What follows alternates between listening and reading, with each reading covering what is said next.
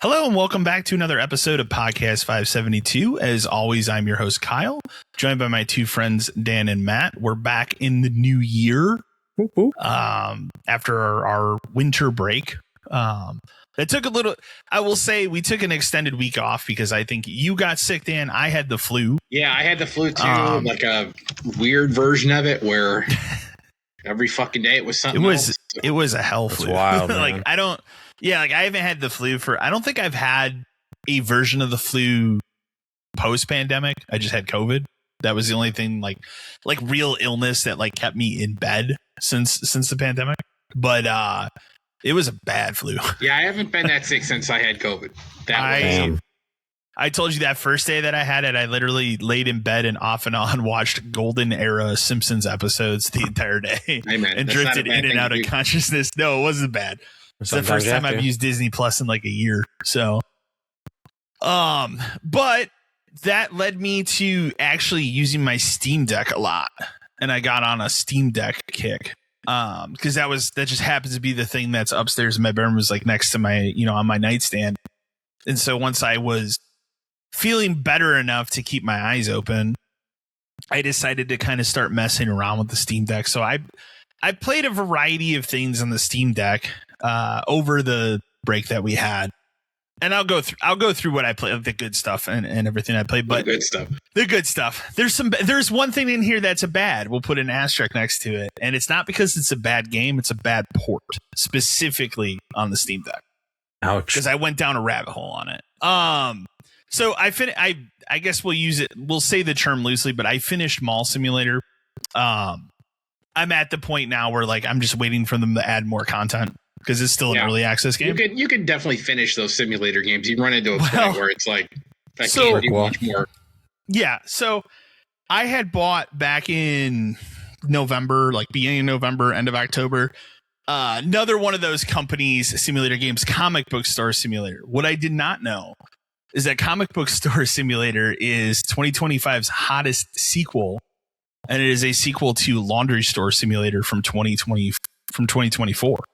Oh, it's in the same city. It has the same guy that loans you money.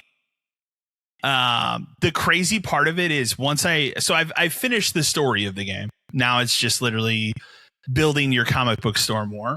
So, but what's funny is now when I finish the story, the staff from the Laundry Store Simulator come in and shop in the store. That's great. Which is pretty cool. And it messed with me because like I was walking through like stocking stuff. And I turned around like, that guy looks familiar. What the hell? And I walked and I was like, that's the dude from Laundry Store Simulator. And I turned around, I was like, two more of them are in here. I'm like, oh, okay, that's kind of a cool, like unique thing. It has the weird quirkiness that Laundry Store Simulator had as well, where like you can find like random posters with phone numbers you can call that'll lead to weird mysteries. Like there's a murder mystery and stuff in the game. Stuff like that. It's really good.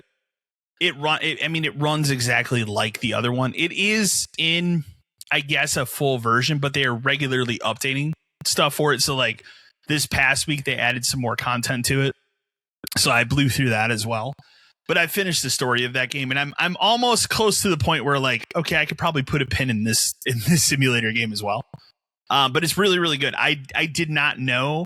I did not expect that it was basically a sequel to Laundry Store Simulator. So that was really surprising, but really, really good simulator game. I'll go through the Steam Deck stuff. So while I was sick, I decided to dabble in a couple different Steam Deck games. A lot of people have talked about that ball pit game. And I was looking into it, and I saw like it's supposedly a really good, Steam Deck verified game. It was on sale during this. All these games that I played and purchased were during the Steam Winter Sale because there was a lot of stuff that was cheap. So I picked up Ball Pit, played a lot of it. That game is excellent. It's very simplistic. It's kind of it's a combo of like a city builder and a roguelike. So like you have to build your city and get resources to build other materials, but you can use that to upgrade one of the characters that you play as. And then the ball pit part of it, it's almost like playing pinball, kind of. Like you control a character who's constantly shooting balls, and you upgrade as you like level up and pick up gems, different parts to shoot out of the cannon that shoot enemies. It's really, really good. A really excellent game. I understand why people, gave it high praise this year, and it's an excellent Steam Deck game. So I played a lot of that while I was sick. It's a very, very easy game to just kind of think of it kind of like a Balatro.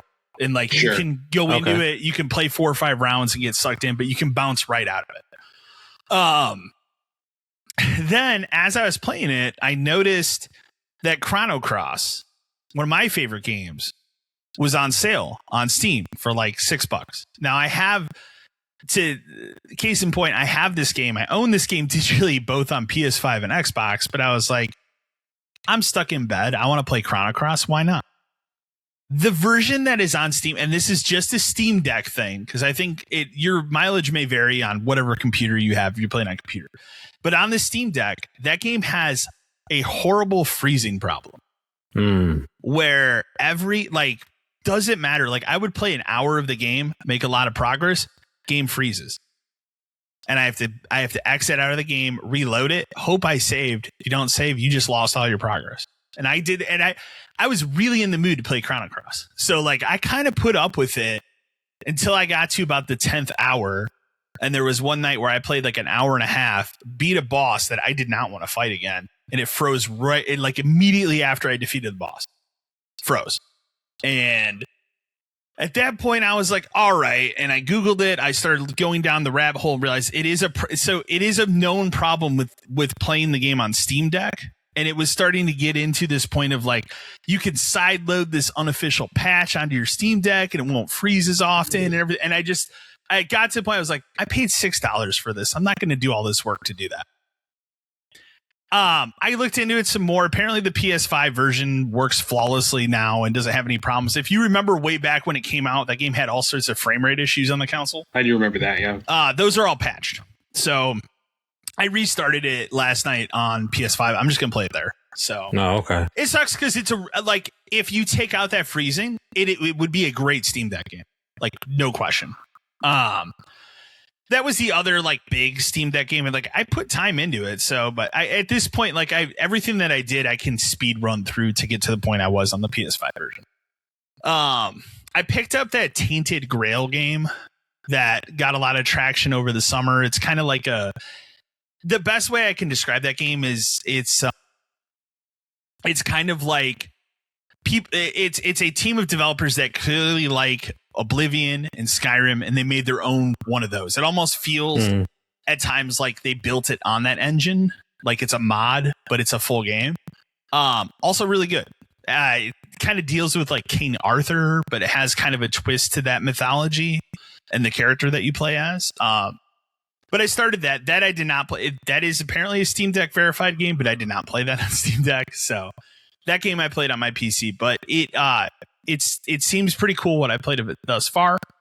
And then the last thing that I picked up during the Steam sale, and this is the very last thing I picked up, and I played just a hair of it, but it's this game called Shrine's Legacy. It's kind of, what it reminds me of, that game that came out. And this is stupid because I can picture in my head, Dan, you'll know what it is. That came out. It was kind of like a newer Chrono Trigger type game. You know what I'm talking about? I can't think of the name of it. Chrono Trigger game. Yeah, it was like a year or two ago. I can literally picture the cover of it, but I can't think of the name of it.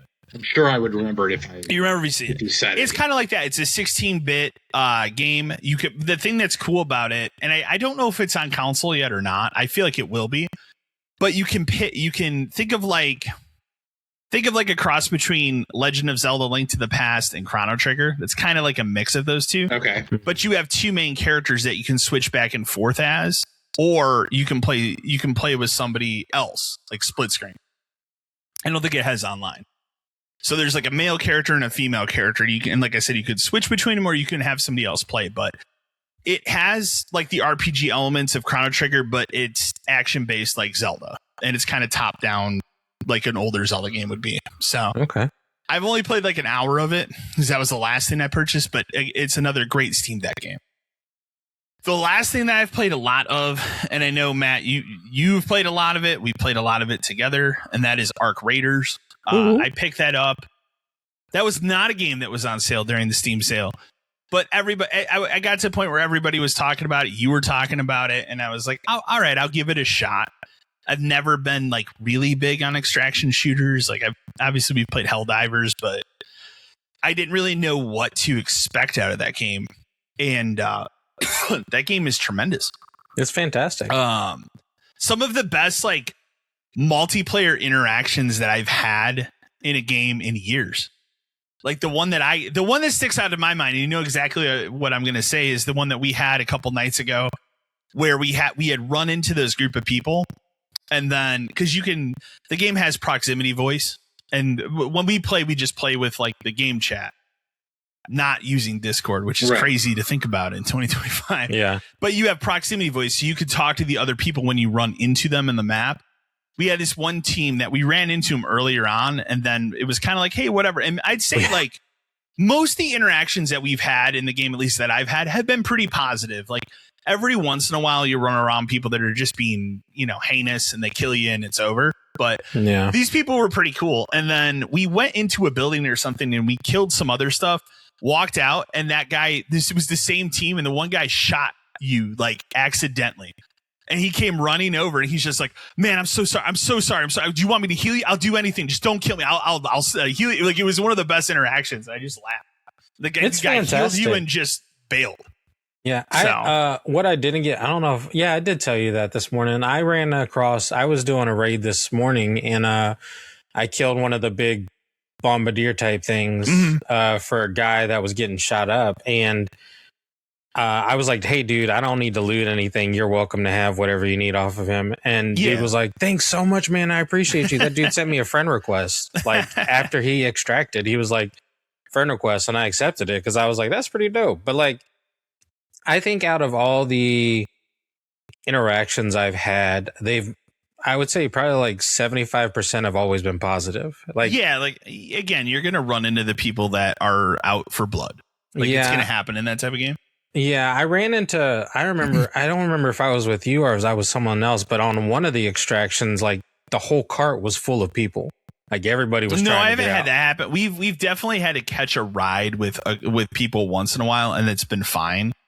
But I've never been in a train or like one of those elevator rides where it's been full. Yeah, at one point I think I had like 7-8 people in there, and everybody was just like, "Hey, thanks for letting me get." And I was like, "Hey, man, not a problem. It's great. It's fantastic." Like you said, some of the interactions are great. It's just been like hilarious and great. Like I said, some of the best multiplayer interactions I've had in years. So I can agree. And like the game has a really good pace to it, where like typically it's like 20 to 30 minutes a round. And then it kind of counts down until you get to the end point where it's like, okay, they're going to nuke this area that you're in. You need to get out. Yeah, each game is 30 minutes. 30 minutes. So it really just depends on when you jump in, because like, sometimes I've got in where it's like been a full 29, 28 minutes in a round. And then I've gotten in where there's been literally 3. And like, you just have to literally snag something and run out because it's going to get you.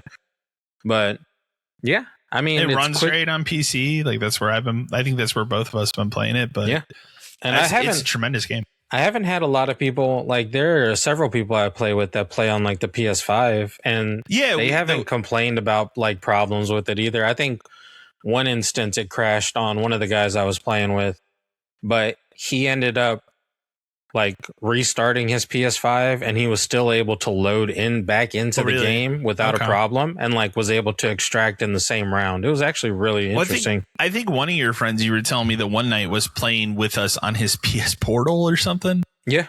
And that seemed to work fine because he was with us the entire time. He just didn't have a mic on. Yeah. So I mean, it runs fantastic. The crossplay, works really good in that game. Yeah. So, but that game's just been tremendous, and like even like. Because that was my hesitation going into it. And I'm like, all right, it's not a full price game. It's $40. But I'm like, still, I look at it. I'm like, okay, it's $40. But like, is it really going to be worth the price point for what they're doing? I really feel like it is. So, and I feel like from what I've seen and what I like consistently update wise, I feel like the devs are really paying attention to what people do. It seems like they pay attention and will nerf stuff, because I think that most recent patch they even said, like, we were sorry we're off during the holidays, but they addressed anybody's concerns that were brought up during the holidays with that patch. So. And I was running a match prior to starting on the podcast, and I had saw a video where someone like got around one of the locked doors. And in the latest patch, they closed up all the windows, so you can't do that anymore. You can't do that anymore? Yeah, but I was like, that's pretty cool. Like, I mean, it sucks because you can't sneak into those rooms, but then it's cool because they're paying attention to those kind of things. Like, there's not a way around some of that. It's interesting to see. And that's the other cool element is like when you find like one of those keys from one of those rooms in the different maps, and then you can go back and use it. Because I think those keys are one-time use, but you can go back in and then that's a high loot area, so you can get some really good stuff. But then you have to play that game of like, am I going to make it out with this stuff, or am I going to lose it? Yeah. Because if you get killed, it does have that like roguelike, almost Dark Souls element of like you lose everything. You get one safe pocket. If you have one of those backpack things that holds more loot, you get two. Yeah. But you will lose everything. And that, like, we've both been on those runs where we've lost good shit. Oh yeah. and I've lost a lot of good shit. But I've never, like, even then, like maybe in the moment I've been like, okay, I'm done for right now. But I've never felt like, oh man, fuck this game. Like, I'm done with it. It's never been that bad. Yeah, same. I can say that I've walked in with some good loot and walked out with some good loot, and then I've lost a lot of good stuff. But then in the same instance, I might go, okay, I think for the evening, I'm done. I'm done getting my ass handed to me right now. Well, like when I got that blue backpack that gives them more loot, I felt like I was cursed, because it was like every time I put that thing on, we get in a match, I get killed and lose it. It happened like 3 or 4 times, and I'm like, I guess I'm just not going to use this anymore. And then finally I got one, I used it, and I broke that curse. Yeah, there you go. Problem solved. But and there's a lot of good like creativity with exploration in that game. You get zip lines, find crazy stuff, and I feel like people are digging up and finding stuff all the time too. Yeah, so it's been interesting to watch videos of people who've been like using that snap hook to ride on the different arcs, and like I saw one video today where a dude was riding on a Rocketeer and he was trying to destroy it like with his pickaxe, and the Rocketeer actually did a flip. And the dude just fell straight to his death. And I was like, that's pretty interesting. Like the AI is like starting to catch on and shit like that. Yeah. So it's been a lot of fun. I've had a great time with the game. It's been a lot of fun. That game has been. So I will kick it over to you, Dan, though. That does it for me. Okay. We'll go through kind of like the catch up on stuff that's still in progress first. Okay. Played a lot more Borderlands 4, like a lot more. We're maybe close to the end. I can't even tell anymore. I will say the more I play this game, the worse it gets. Like this game, I know I talked about it last time. Like that was a while ago. This game sucks. It is not good. It is just everything about it is not enjoyable, to the point where please, for the love of God, don't make a 5. Like just be done. Do something else. It's just awful. It's so. We're joking now. We only play it like once, maybe twice a week. Mm-hmm. Literally, like we played it 3 times last week, and then he wanted to play it a 4th. I had something else to do. And it's just like we're just trying to just rush through this to get it over. I just want whatever the next thing is, so we can put it on pause at least for a little bit until whatever shitty DLC comes out. They ever patch like the connection issues you'd have? Oh God, no. That still happens constantly. This is still happening. The game still has. The game is just a fucking mess. It's so everything about it is bad. I just hate it. I hate it so bad. So that's the Borderlands update. Maybe by next time we'll be done. Hopefully, just kidding. We won't. Final Fantasy Tactics. I finished. I got the platinum on that. That game's incredible. Like the story of the game is so good. The only thing I will say is the platinum is a grind because you have to learn every ability with one person. Oh, man. And there isn't really a good way to do that unless you cheese it, which involves you playing like one battle Okay. And specifically like hiding them in the corner while you weaken an enemy and then just have them use this one move over and over and over again until you have enough points. It's dumb as hell, but it's done. That just took a couple of hours after it was over. Man, that game is so good. My hope would be, like, this game apparently sold incredibly well.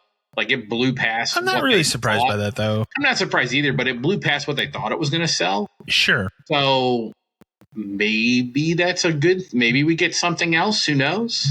I think that would blow people's minds if in 2027 you got a Final Fantasy Tactics 2 or whatever you want to call it. I mean, I think in a world where you have Fire Emblem, you know, doing very well, that there's room for a new Final Fantasy Tactics. Yeah, I would love a port of Advance. I know a lot of people don't like the Advance one because it's a little silly, but I love Tactics Advance. That's probably my favorite out of like those 3 games. I don't like Advance 2, but if you could get me like a package of both of those, that'd be pretty good. Yeah. You don't have to do much, just upscale it or whatever you did for this.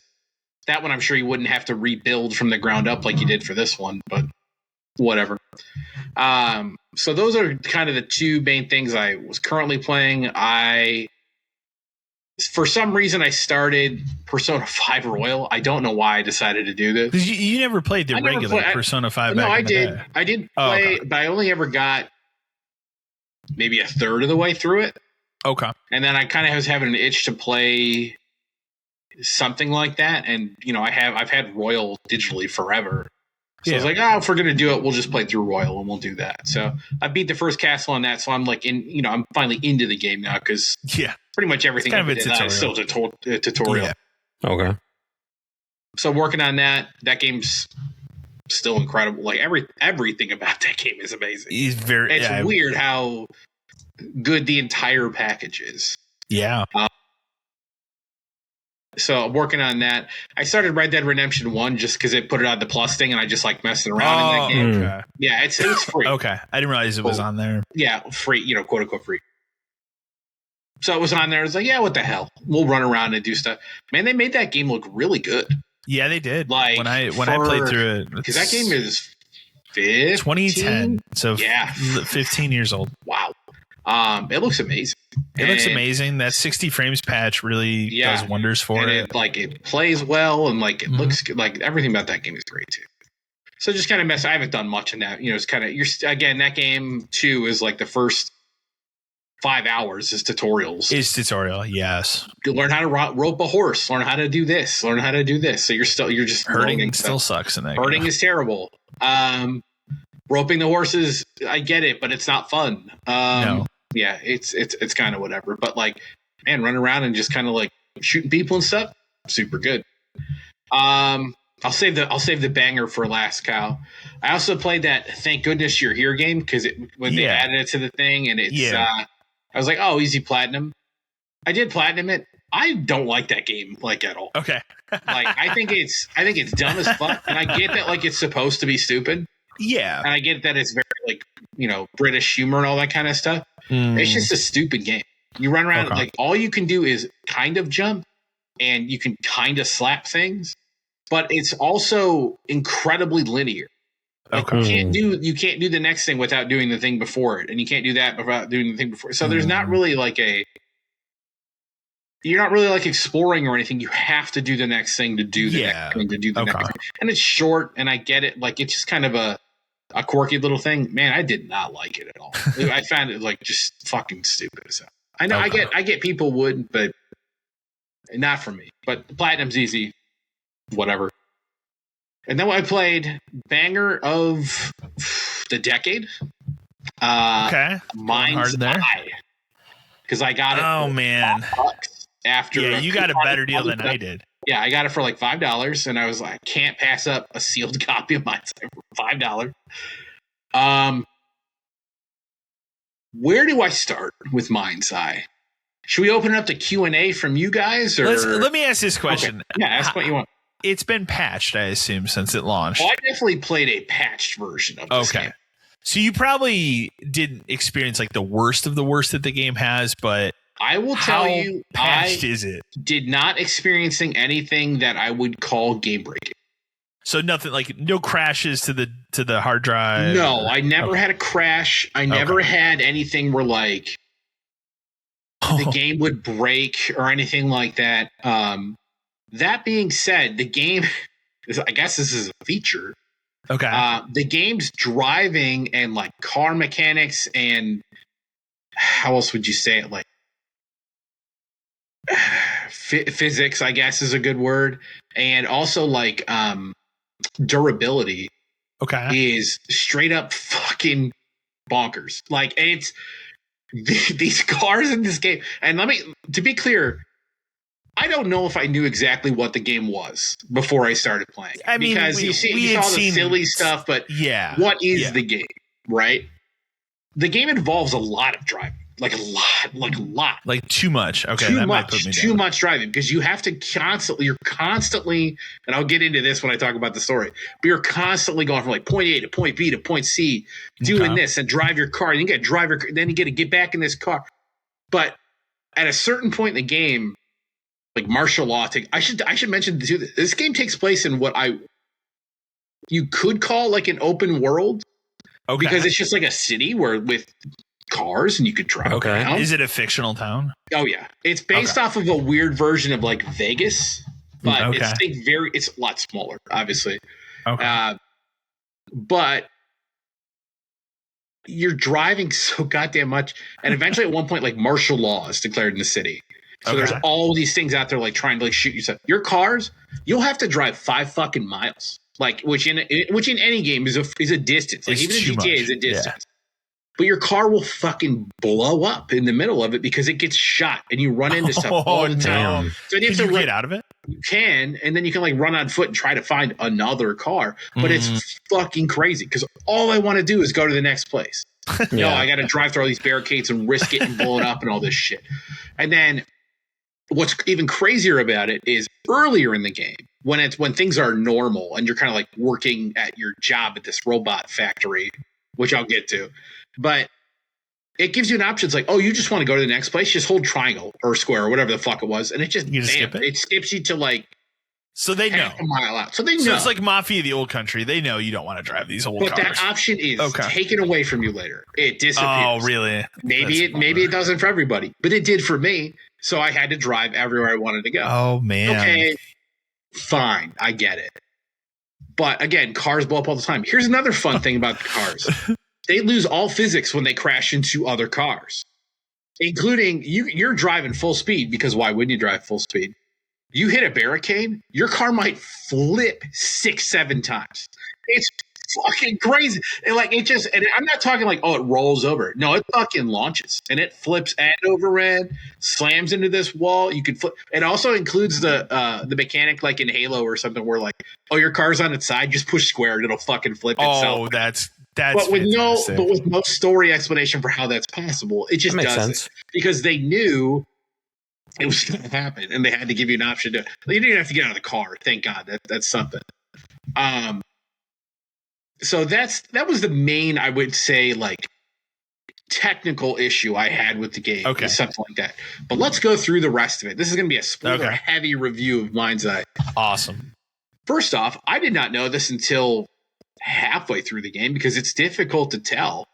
The guy who plays the main guy, Jacob Diaz. Do you know who that is? No. It's the guy from Mafia 3, Lincoln. Oh, really? That blew my fucking mind because they don't look alike at all. At all. Yeah. And so that was like a whoa kind of a thing. But okay. So it's kind of funny once you realize it because you can kind of hear it. That was kind of strange. So basically, it opens with like you're in the military, of course. And you're going to, and this is going to sound strange from the start, but trust me, it gets fucking weirder. You enter some kind of ancient fucking tomb or a pyramid or whatever. And there's this whole argument throughout the fucking game constantly is like, is it a pyramid or a ziggurat? That conversation has had no less than 5 times by multiple people. Like, they're like, no, it's a ziggurat. No, I was in this pyramid. No, it's a ziggurat. And you're like, nobody fucking cares, dude. So like you're going out there and you have this thing in your neck, the Mindseye, which controls like this like drone thing. And it's meant to like link you together so it can like read your thoughts or whatever. You get too close to this ziggurat and it fucking goes nuts and it kills like everybody in your squad and then you pass out. Jesus. And that's how it works. So then like you wake up and you arrive at your buddy's house. I forget his name, Sam Sal, something like that, whatever. And he's like, I got you a job at the robots factory because the guy is like the plant manager or whatever. Because think of this guy as like an Elon Musk type guy or whatever, because he builds robots and he builds spaceships and all this shit. Okay. And so he gets a job at the robots factory. You're hired immediately. You walk in, you're fucking like head of security at this place. It's crazy because the thing about it is you can't remember anything because the thing has fucked your brain up so damn much. Yeah. And then you get there and you're meeting people. You meet the hard ass security chief woman. You meet the robot expert guy who sees your thing and he's like fascinated. Spoilers for later. It turns out they knew you had the Mindseye and that's why you were hired, because they wanted access to it, because they wanted to know all that. That doesn't surprise me. No. So like, I should probably say this part now. This game, the plot of the game entirely is, I don't know. Because there are multiple plot lines that run at all times that never get resolved. They will have strange one-off conversations that you think are leading to something else, which are never addressed again. And it's not in a way where it's like trying to set up a sequel? Okay. No, maybe, but no. Because there is one part. There are multiple. Let me see if I can remember. Okay. You meet the mayor of this town, and she's like MAGA, and she's like weird, and they use the robots from the factory to act as like cops in the town, but all the robots are starting to go crazy. Okay. It's weird. Spoiler alert, it's because you have the thing in your neck and it causes robots around you to go crazy. Because, jumping ahead again, the ziggurat is fucking aliens from another fucking dimension. Oh my God. Like, it is crazy because like you never quite know where it's going, and then it just keeps one step further. Oh my God. The dude who made the robots had a partner. The partner went nuts and he became like a germaphobe and he went underground. Nobody knows where he is. Don't worry, I find him in like a fucking day. He's in a secret bunker just outside the fucking town. Damn. He just lives in the town. There's nothing else in the town except the robot factory, this dude's bunker, and a basically empty weird Vegas where there's no gambling, but this lady's the mayor of it. But it turns out she's manipulating the robots to help police the people. And you go do a mission there like halfway through the game, and then she gets shot. Don't worry, that's never mentioned again. She's dead. No, they specifically say she's not dead, but she never comes back ever. Awesome. It's nonsensical. You're selling me on this game. I know. So. Hang on. So you help the weird dude place these beacons around the town so that he can make a fucking dimensional portal open over like a fucking casino. But nothing happens immediately. It just nothing happens. It just whatever. You keep playing through the game. You go, you do the next thing. You do the next thing. This guy's also making some kind of sex robot in his thing. At one point, you're like, is he gonna fuck the robot? Probably he's gonna fuck the robot. Oh Jesus! But then you get to a mission where you're inside the bunker and the robots go crazy. And another robot uses the sex robot to try to like break open the thing, and the sex robot dies. Never mentioned again.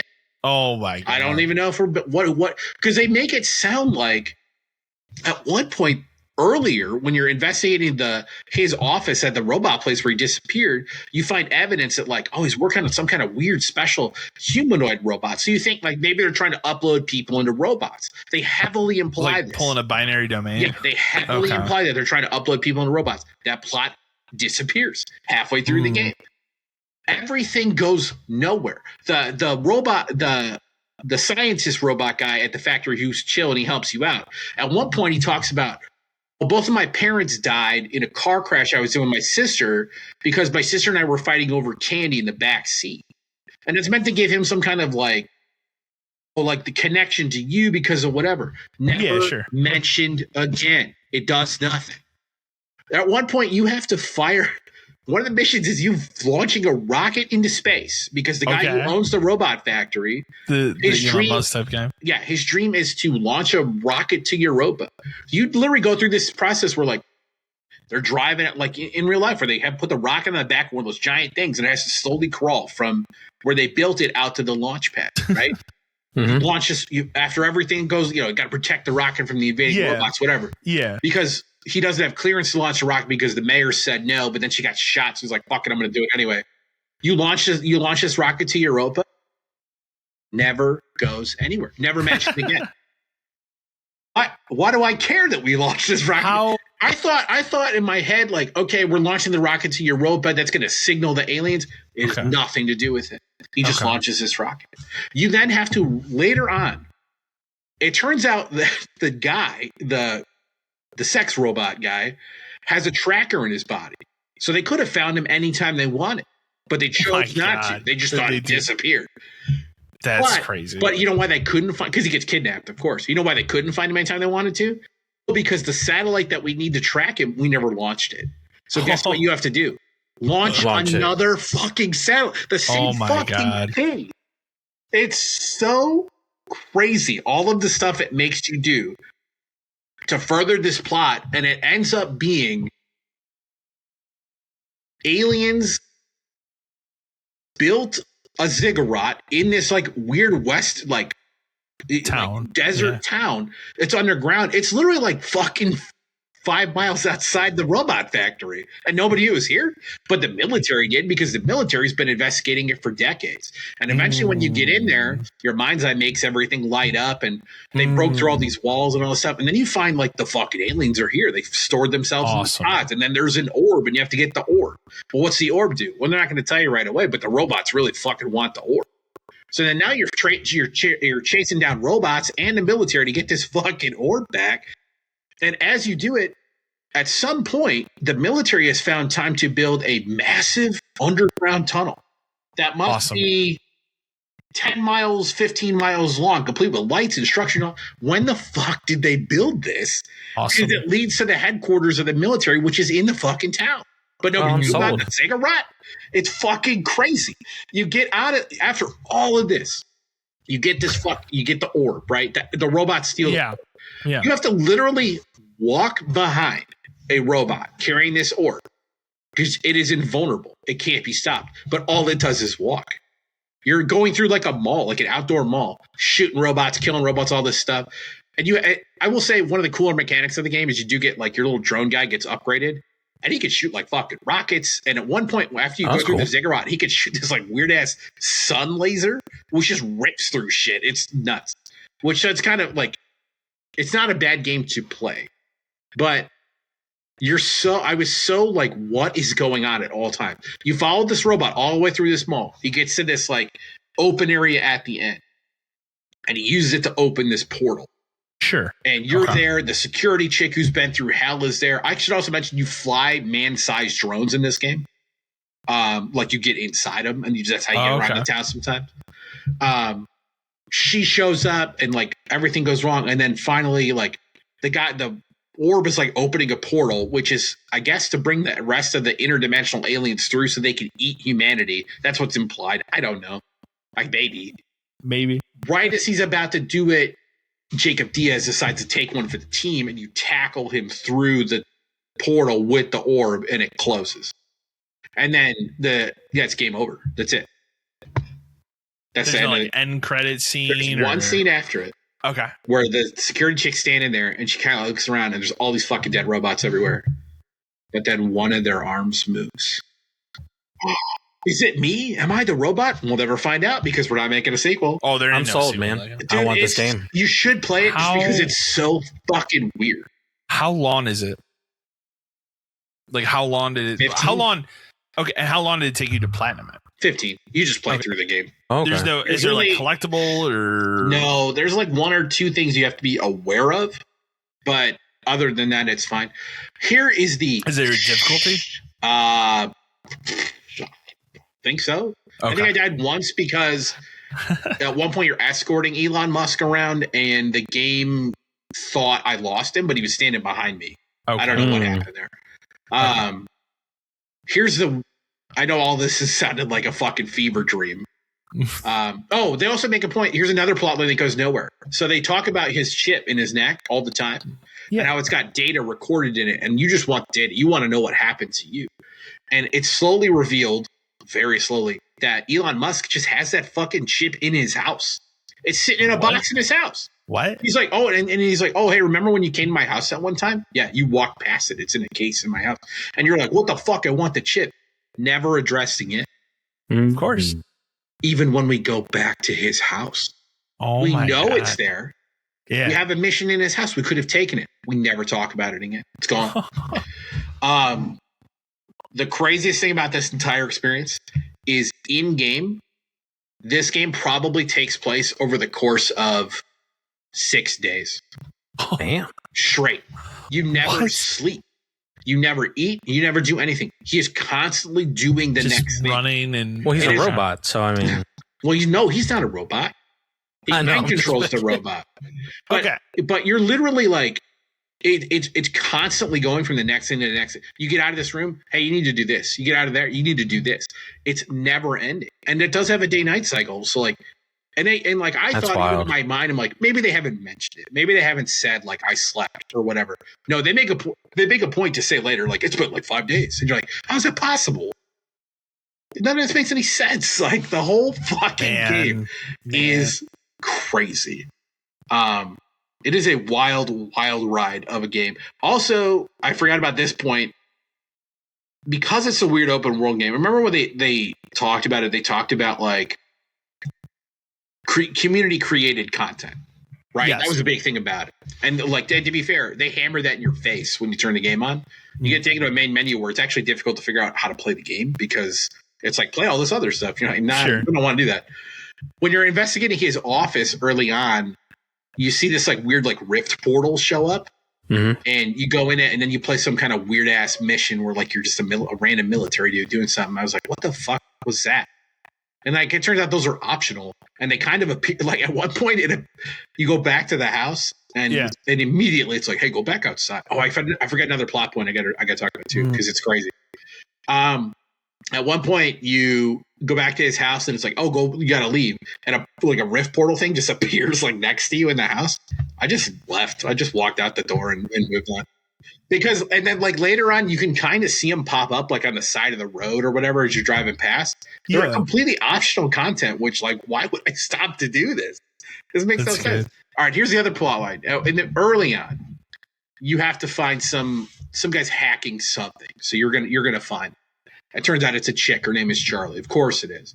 And again, remember I told you this gameplay takes place over the course of like 6 days? Of course you fall in love with her like fucking immediately.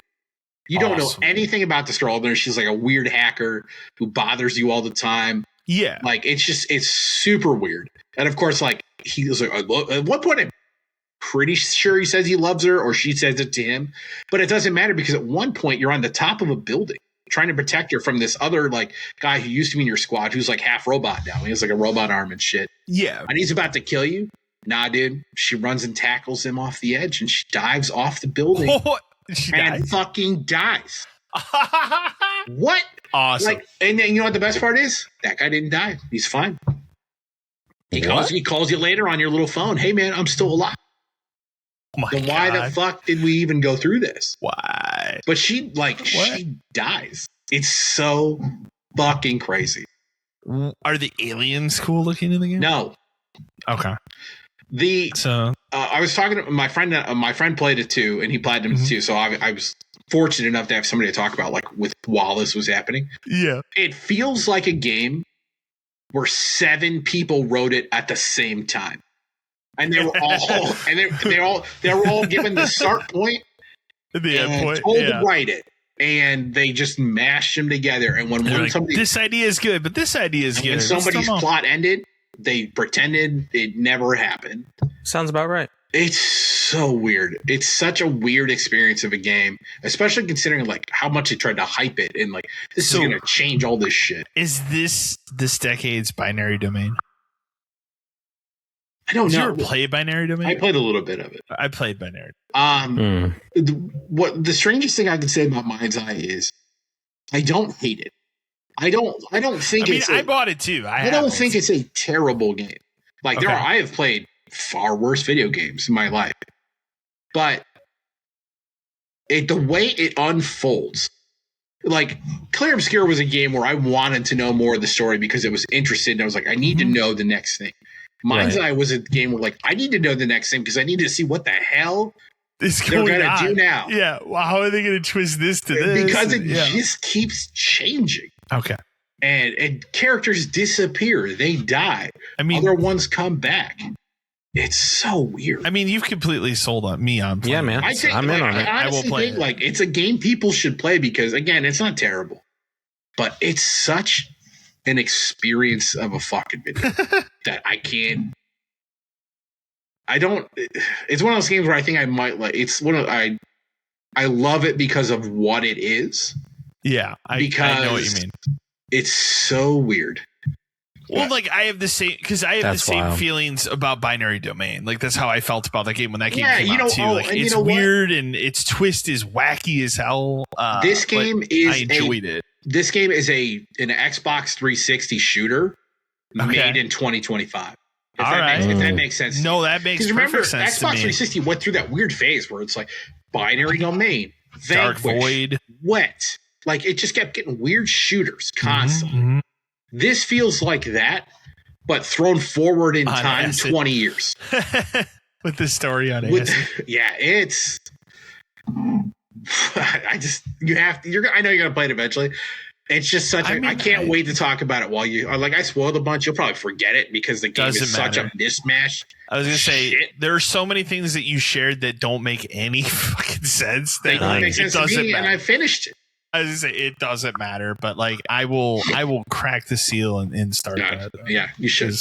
That's wild. And it's always gonna be cheap. That's the best part. Oh yeah, that game was a massive colossal failure. So like it'll always be say cheap. On Steam they have 76 very positive recent reviews. Yeah, because it's just a fucking wild ride. That's wild. So well, I mean, at this point, it's probably in the best place that it could be because they did fix the technical issues. Because remember when the game launched, it was a fucking mess. I never experienced anything like that other than really bizarre car physics. But I think that just seems a problem with the engine of the game. Yeah. That's not fixable. I don't think. No. But yeah, man, it's crazy. I think people should play Mindseye because of what it is. Oh, I will look at that now. I'm almost sad that I can't experience it again, like from a new perspective. You know, sometimes you want to forget something just so you can play it again. I want to forget Mindseye so I can play it again. I would kill at this point. I would kill for a Mindseye 2 just to see what it is. Like, what could they possibly do to be even more outlandish and fucked up? It's just like so wild. There's a side of that portal now. You know what I mean? Aliens and ziggurats and mind control robot. You literally drive out to this crater at one point full of junk, and you're just like, man, these robots are acting crazy, and then you leave. And then the guy's like, see, that's weird. The robots are acting crazy. I'm like, yeah, they are. That's it. It's so strange. That's crazy. Good. At one point, a character makes you dig your own grave. And then she leaves. And you leave. Amazing. Sad, man. Oh, and then I don't think they ever explain what happens to her either, now that I think about it. Wow. That seems par for the course. I think she leaves, and I think that's it. Yeah. I don't think they ever talk about her again. And she's an integral character to the point of the plot up until that point. Because she works for the Musk guy, but she like betrayed him by selling this shit. And then at one point, you have to fly a bee into her house to hack her phone or some shit. Oh, to hack her contact lens, because contact lenses are phones in this game.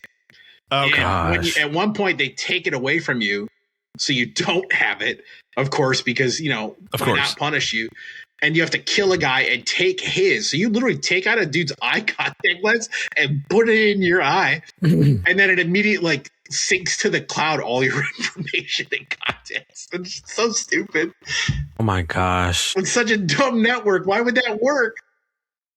Even if I'm forgiving that the eye thing could be a phone, I should be able to take someone else's and put it in mine and just get all my information back. It doesn't make, if that was how it worked, then everyone would have access to everyone's eye thing at all times. Yeah. So stupid. It's not a phone, it's a contact lens. Fuck, dude. That part, and that's after you're shooting at snipers from inside your own grave that you've done. Oh my gosh. And then you can just tell somebody was writing and going, this is the greatest shit I've ever written in my life. It's probably the way you describe it. The way you describe it is the way that I read the plot points of Megan 2 before they dropped that trailer. Which just doesn't seem to fit. I'm just like, there's no fucking way. Because the whole time I just sat there was like, man, what kind of boardroom meeting was this where they're like, well, we could make a horror sequel, or what if we did this instead? Like, it's like, I would have loved to have been in the plot pitch for this game to be like, okay, so this guy, he can control robots kind of with his mind, and robots start going crazy, and they're like, yeah, okay, I got it. Let me tell you about these cuts. Let me tell you about these aliens. You're like, wait a minute, hang on, dude. I thought we were doing robots. No, we're doing them both. Oh, okay. Gosh. So fucking weird. All right, but that's it on Mindseye. But before we get to you, Matt, I forgot to mention that because this happened pre-flu, I sat down and decided to go back and finish the Shivering Isles for the Oblivion remaster, so I could get because I had platinum the game, but I didn't finish those trophies. And the only reason I remember this is because we were talking about if Mindseye is broken or not. Oblivion Remaster is super broken on PS5, specifically the Shivering Isles. That afternoon, because the Shivering Isles, like if you just plow through that to get those trophies, it's like 3 or 4 hours to do that. It's not very long. It crashed on me to the dashboard at least 10 times. Dang. To the point that like I was saving every time I opened a fucking door because I'm like, I just want to get to the end of this. It kept crashing. I finally got, and fun fact, you don't have to finish the last mission of that DLC. The last trophy pops like a mission before it. Minute that trophy popped, I just dashed it. It was like, I'm done. Delete it. Like, we're done here. So I don't know what it is about the Shivering Isles. And again, I'm playing, it could be a multitude of things. It could be a problem with the port of the game. It could be the fact that I'm playing on the inconvenient PS5 Pro, which I have seen does have issues with Oblivion Remaster. So I don't know what it is, but that like soured me on that remaster at that point. Cause I'm like, it's almost unplayable. Like it was literally like every time I go to a new area, I'd fast travel there, open a door. It's like, boom, crash to the dashboard. Do you want to send a report? No, I don't. Like wild. Boy, what a bummer that was. But I got it done. I deleted it. I'm like, maybe in a couple of years when I'm like, I want to play Oblivion again, I'll play it on PC or something. But that was unpleasant. We'll kick it to you, Matt. What have you been playing? Aside from Arc Raiders, I started playing Roller Coaster Tycoon. It's Roller Coaster Tycoon. I mean, there's really nothing. Which version are you playing? The one for Switch. The classic one? Mm-hmm. Okay. Yeah, I got it over there. Yeah, I bought it. That's the one game I was looking forward to at the end of the year. I was holding off on all my games until I bought that one game. And it's fun. I mean, it's Roller Coaster Tycoon. Like my favorite memories of that are building like crazy tracks, and then as the middle of the ride, just taking one of the tracks off and seeing how far people go. Mm-hmm. Entertaining. Always entertaining. That's my favorite. Like of all the Roller Coaster Tycoon stuff that like ever existed, I only like versions of one. Like the original. I like the art style of one, like the pixely kind of stuff. Like when they started to make them look more like rounded, I was like, it doesn't look the same. I don't like I feel the same exact way. Like I really felt like Roller Coaster Tycoon was like the first one was like just hands down the best one. And then I really couldn't get into anything after that. Like that's even when they started coming out with new ones, I think I would just go back to the old one and play it. Yeah, so that was the one I was really looking forward to getting on Switch. And I was specifically waiting for Black Friday. I wish they would put that on PlayStation too. I don't know why they won't. Same. Yeah. And aside from that, Arc Raiders, we've talked about, but I did also try the Pragmata demo. You know, I did actually try that demo. Yeah. And we had conflicting on it. I personally, I don't think we're conflicting on it. I'm in the same point. Like it's a bad control scheme. It is. I don't see the point in making me play a mini game to take out people. Well, so to clarify, you can technically not play the minigame and shoot the enemies, but it will take a lot more bullets. Yeah, and it's like, well, what's the point? The big, like I told you, the biggest problem I had is when I had two enemies lined up like right after each other. For some reason, like it would go for the one behind the other one. So then it was like making the back one weak, and then I'd go back to the front and make the front one weak. It just, I get what they were going for. I really do. I feel like though, you could have done it. It's too complicated to shoot a gun. Yeah. It's too much. Like it's just too much to shoot a gun to actively expose their weak points just to blow them up. Like, I didn't really make sense. I will say, though, the dialogue between the little android girl and the person, fantastic. Like, I didn't have a problem. Like, they were talking throughout the most of the demo, but I really didn't have a problem with it. Like, I felt like they stayed engaged and like the conversations made sense. So like I was never like, God, they talk too much. I was just like, oh, okay, this makes a lot of sense. Story-wise. I walked away from it disappointed because I was really looking for, like, when they announced, I'm like, cool, this is a cool new looking Capcom game. I love the aesthetic of it. I love that it's a space thing because I always like space stuff. I like the idea of the little android girl and the space dude that's stuck on that space station. But like actually sitting down and playing it, I played it on keyboard and mouse. I played the demo there. I think the demo is on console too now. Yeah, I think so. But I think that like first couple days it was only on Steam. But and you probably played it with a controller. And that's the thing. I was like, I could connect a controller and try it again and see if it's better, on a controller than keyboard and mouse. But on keyboard and mouse, it was virtually unplayable for me. Like trying to do those puzzles to the point where I'm just like, I get the concept. I think it's cool and it's a unique idea, but there's a better way to implement that, or just make it a fucking shooter without the puzzle. And like, it would be a little too similar to other things, but I think the aesthetic and I think that the story they're trying to tell is unique enough that would be okay. I kind of feel the same way. Like, I just don't feel like the game within a game is really needed. Yeah. And like, it just doesn't make a lot of sense to me. Like, if I shoot a robot in the head, it should make it weak. You know what I mean? Yeah. I shouldn't have to do a mini game to shoot him in the head so that he blows up quicker. It's just too much for me. I wasn't really a big fan of it, but I think this is why I've started, like, ever since last year, I've started playing more demos of games going in. If there's a demo available, it's like typically I will try it. Yeah, I feel like that's where I'm at right now because like I played I bought Little Nightmares 3 and I played through it and it was okay, but it wasn't what I thought it was going to be. But then I played the Reanimal demo from the same creators. Yeah, and I really liked that one. Yeah. Okay. I like my thing on Pragmata, and I think it was a great idea that they put a demo out because it gives people a taste of what it is.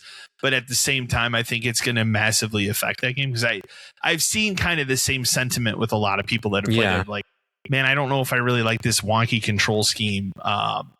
So it's a game where like when it's cheap, I would probably pick it up. But it went from something that I was excited enough to be like, maybe day one to like, no, I would wait for that to be cheap because I just can't get around. If I walked into Walmart and it was there for like $10-15, I'd pull the trigger because I really didn't mind it. But then not for full price. I wouldn't pay full price for that game. Not at all. No. And I think I'm in the point, like I said, it's the year of demos for me. So I'm no longer wasting my money on things that I just don't want to play. It's not a bad idea. Like the only other demo that's come out recently, and I don't need to play the demo because I will just play the game, is that they just put out that demo for Dragon Quest VII Reimagined.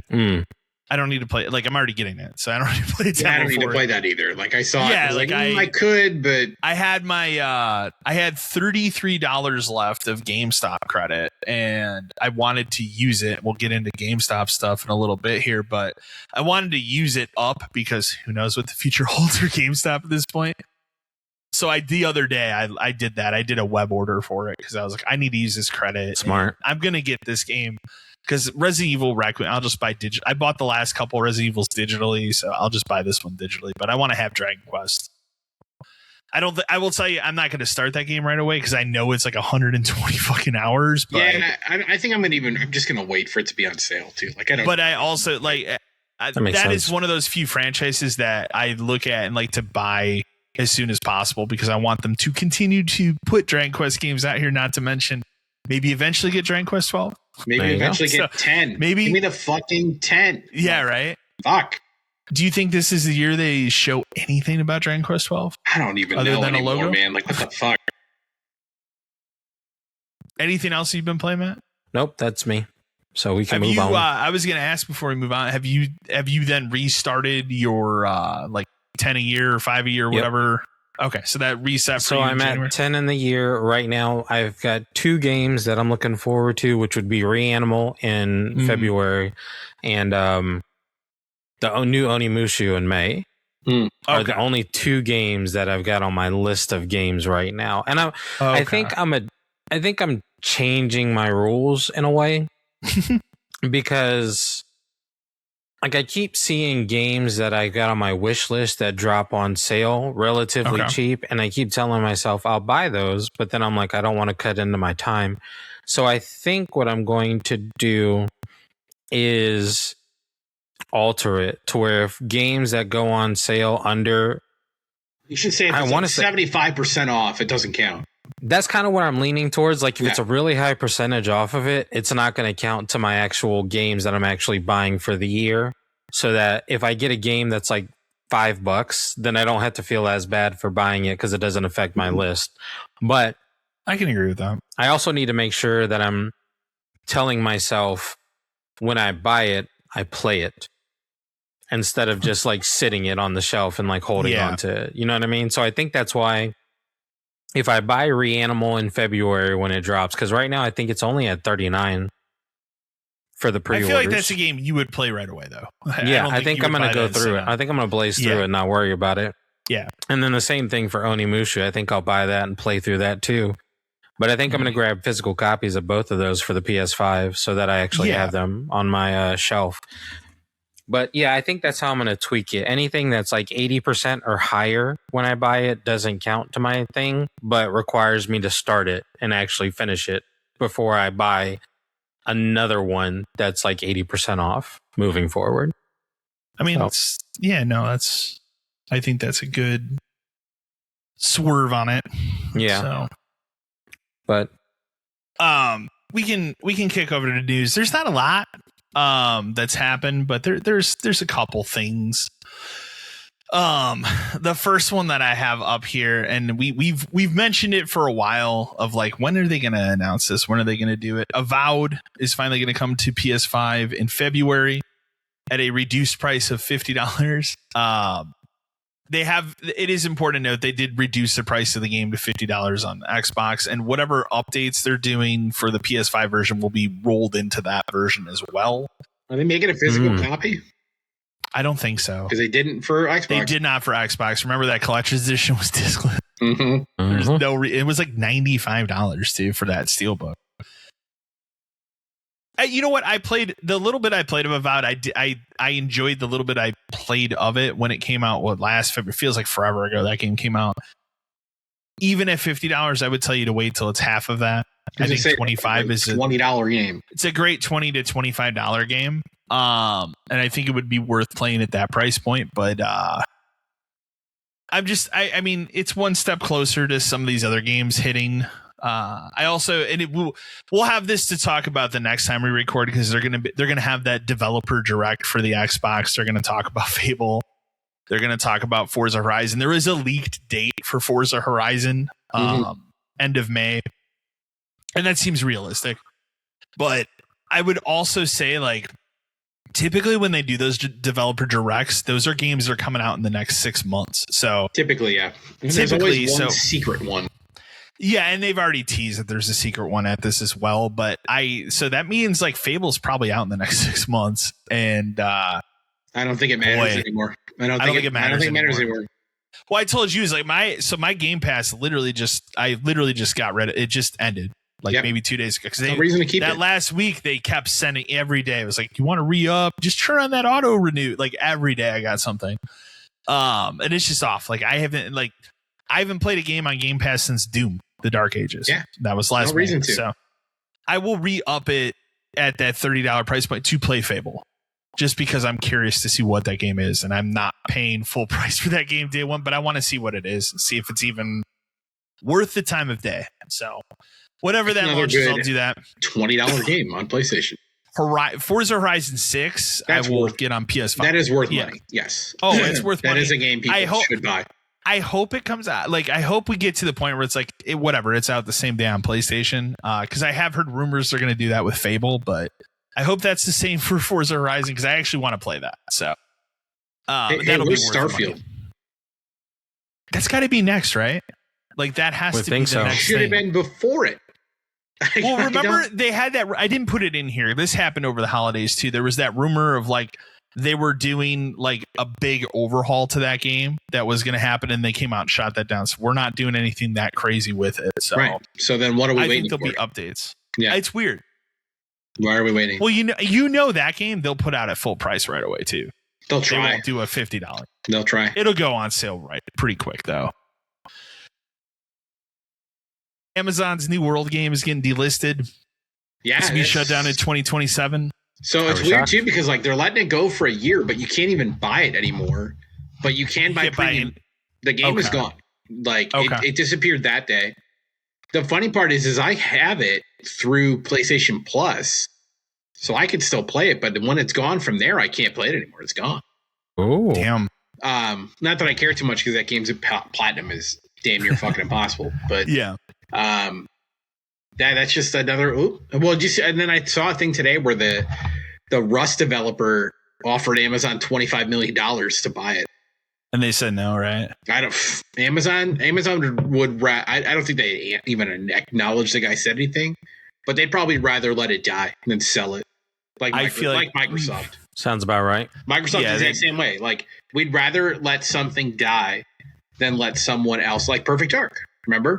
Prime example. We would rather let Perfect Dark die and pretend it doesn't exist, but use it in promotional marketing, and rather than let someone else get their hands on it.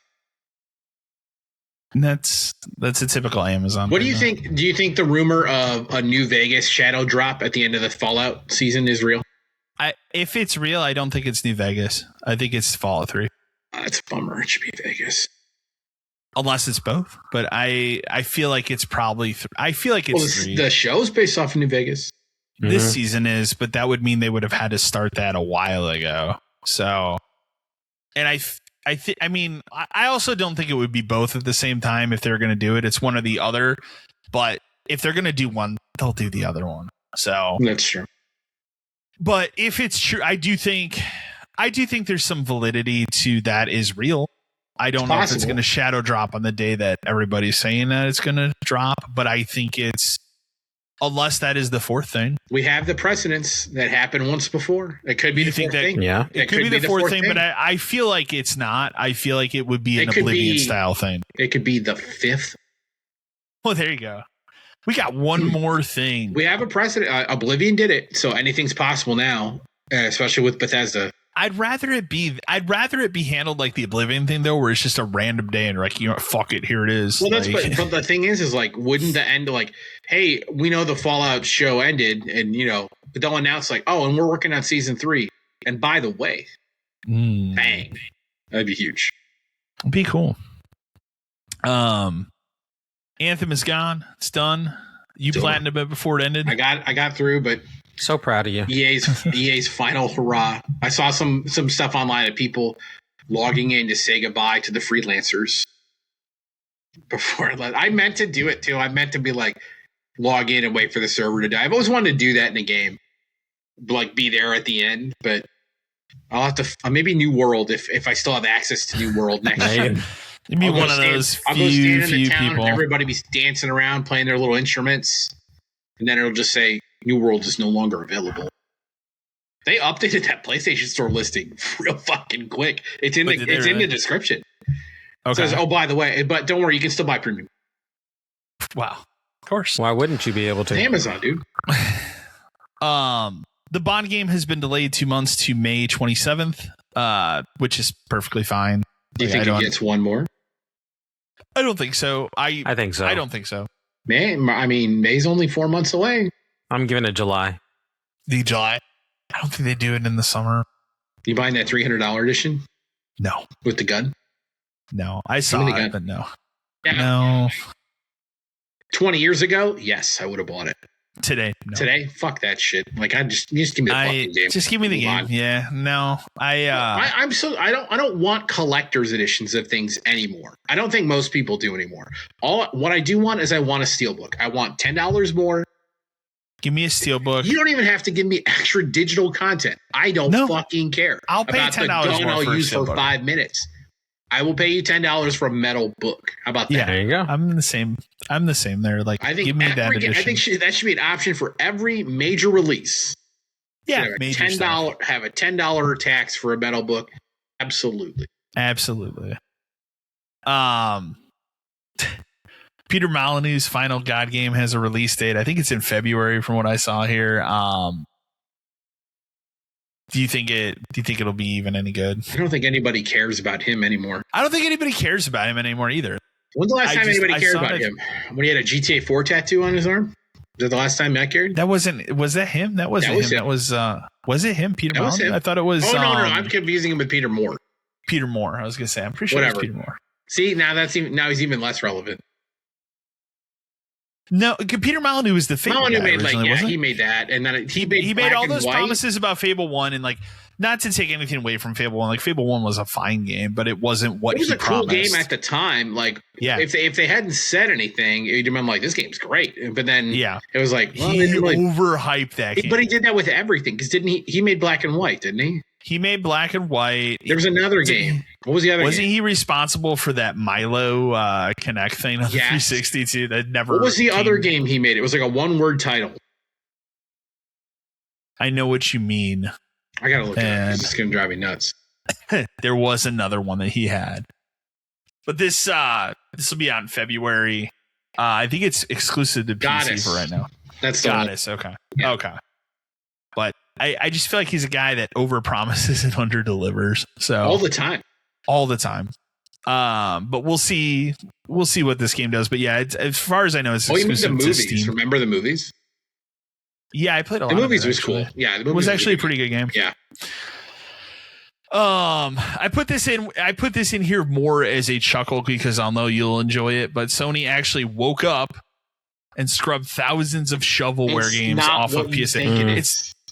I mean, they got rid of a lot of those jumping. It's one developer. It's only one developer? Yeah, it's the jumping people, which is good. It's a start. It's a start. But we need like a mass purge. 80% of the games on that thing could probably Are you telling me that they should get rid of all the Tun Sahar games? No, but what they should do is they should get rid of all of the OnlyFans games. Those games should probably not be on. Or all of like the supermarket store clones or anything that's like a blatant clone. Anything that doesn't have a screenshot on the product listing should be deleted. Agreed. Right? That's the easiest way to get games off of there. No screenshot on the page, it's deleted immediately. Much. Our final news article before we get to GameStop stuff here, and I put this in here also just kind of a chuckle thing, is that remember the good old Corey in the House DS game has now dethroned Claire Obscure as the highest rated user ranked Metacritic. I don't think it's there yet. It's not there yet? Hang on, I'm going to look it up because I think it's close. It says it's close in the article to dethroning beloved Claire Obscure. Games. Because of this, it has pushed used copies of it on eBay and other sites up into the $300, $400, $500 range. That's wild. I remember that because that game was kind of a joke game back in the day too, but I put it in because I thought it was humorous. It's always been kind of one of those things where like it's always around. Yeah. But let's see. I'm gonna look up Corey in the House. Getting way too many results for typing in Corey in the House. Way more than you wanted. Metacritic Corey in the House's Metacritic is 9.3 on 5,092 ratings. Gosh. And Claire Obscure. What the hell? It's just the joke thing kids hang on to. Claire Obscure is still 9.5 with 23,600. Jeez. Well, somebody gave it a 0. Absolute AI shit. It doesn't compare to Corey in the White House. This Elden Ring wannabe is boring as fuck. That's somebody's Claire Obscure review. Wild. Damn. Well, here's a better review. Okay. This game killed my dog, cooked it, and sent it to Israel. Don't play this game if you have basic respect for yourself. Corey in the House is way better than this. Kobe and the Forgotten Land is a masterpiece. By the way, go glaze that game. Even in the DLC for that game on the Switch 2 is better than this. Would rate this game lower, but 4 is all that it goes to. Jesus Christ, people need to get fucking lives, man. Like, this is crazy. I guess this will be the biggest news thing that dominates this week. I saved it for last. GameStop has closed, as you put in here, 470 plus stores. Even in our area, it's affected several stores, including the one in my town. Took out a big chunk. It took out stores that had been there a while. I mean, it's hard. You can kind of go off of store numbers like 5081. South Elgin's was a weird one because that's 7538, I want to say, but that one had been moved, so the number was lower. But Round Lake is gone. There's a couple more. Obviously, the city lost some. I told you the one that surprised me was down in DeKalb is gone. Yeah, that's college town. I mean, there used to be two, and we're obviously back in the other one, and then I did many an inventory at that one. That one kind of sucked. It was weird because when they were closing the other one, they closed the big one. That's kind of strange. Well, I mean, because weren't they across the street from each other, basically? Pretty much. Well, because it used to be DeKalb and EB Games. Right. That's what I was gonna say. Kind of like the situation over. I forget their store numbers, but I helped close the one. I was the one who did all the shipping, so that our store got all the good stuff. Yeah, I remember. And then I did plenty at the other one. I'm not surprised it's gone because the thing about this, we're talking almost 500 stores. We're not even counting how many leases are up in the end of this month that are just not going to get renewed. I don't think people are truly grasping why these stores are closing. A lot of the Reddit and the people are glazing themselves on the Reddit where it's because of leases, guys. They just there's a lot of other things. They're closing them because they don't want this many stores anymore. So they're closing ones that are easy to close. They're all like, well, it wasn't profitable, or my store is super profitable, so they won't close mine, or mine is this, or mine is that, and this one was this. It's not one thing or the other. It's a bunch of stuff. There's a lot of factors. But it all comes down to they're trying to get rid of them all. If you don't see that, then you're lying to yourself, because this is the second year in a row where by the end of this year, we're going to top 500 and be even closer. And at this point, 500 is like a sixth of how many stores they have left. I told you one of the stats on stores that closing. The state of Vermont has one GameStop. That's crazy. And granted, Vermont is not a very populous state, but even a town like ours had two. You can't tell me that the capital of Vermont couldn't sustain two. No, they want out. They want these stores closed. They're looking at getting rid of Australia and New Zealand. They're closing all those. They've been trying to sell the Europe stuff for years. All they're trying to do is inflate the parachute. We've talked about it before. Yeah. Because when you get the argument, well, he doesn't take a salary. He doesn't do this. He's a good guy. He doesn't do. Fuck off. You're not paying attention to what this is. Well, he's getting a $35 billion. Well, payout. The stock share has to jump to 100 a share or something for that to happen, which isn't going to happen anymore. The days of it being a meme thing are fucking gone. That's over. But it's people are just being like, oh, the leases are up. That's why it wasn't profitable. That's why. That has something to do with it, but it's not why. The point is if they have a reason to close your store, it's closed. There's no argument. They're not going to argue to keep it open anymore. They're going to look for reasons to close it. Yeah, that's what they're doing. And if they do it 500 year over year, we'll get there. I'll read the email we got real quick. Yeah.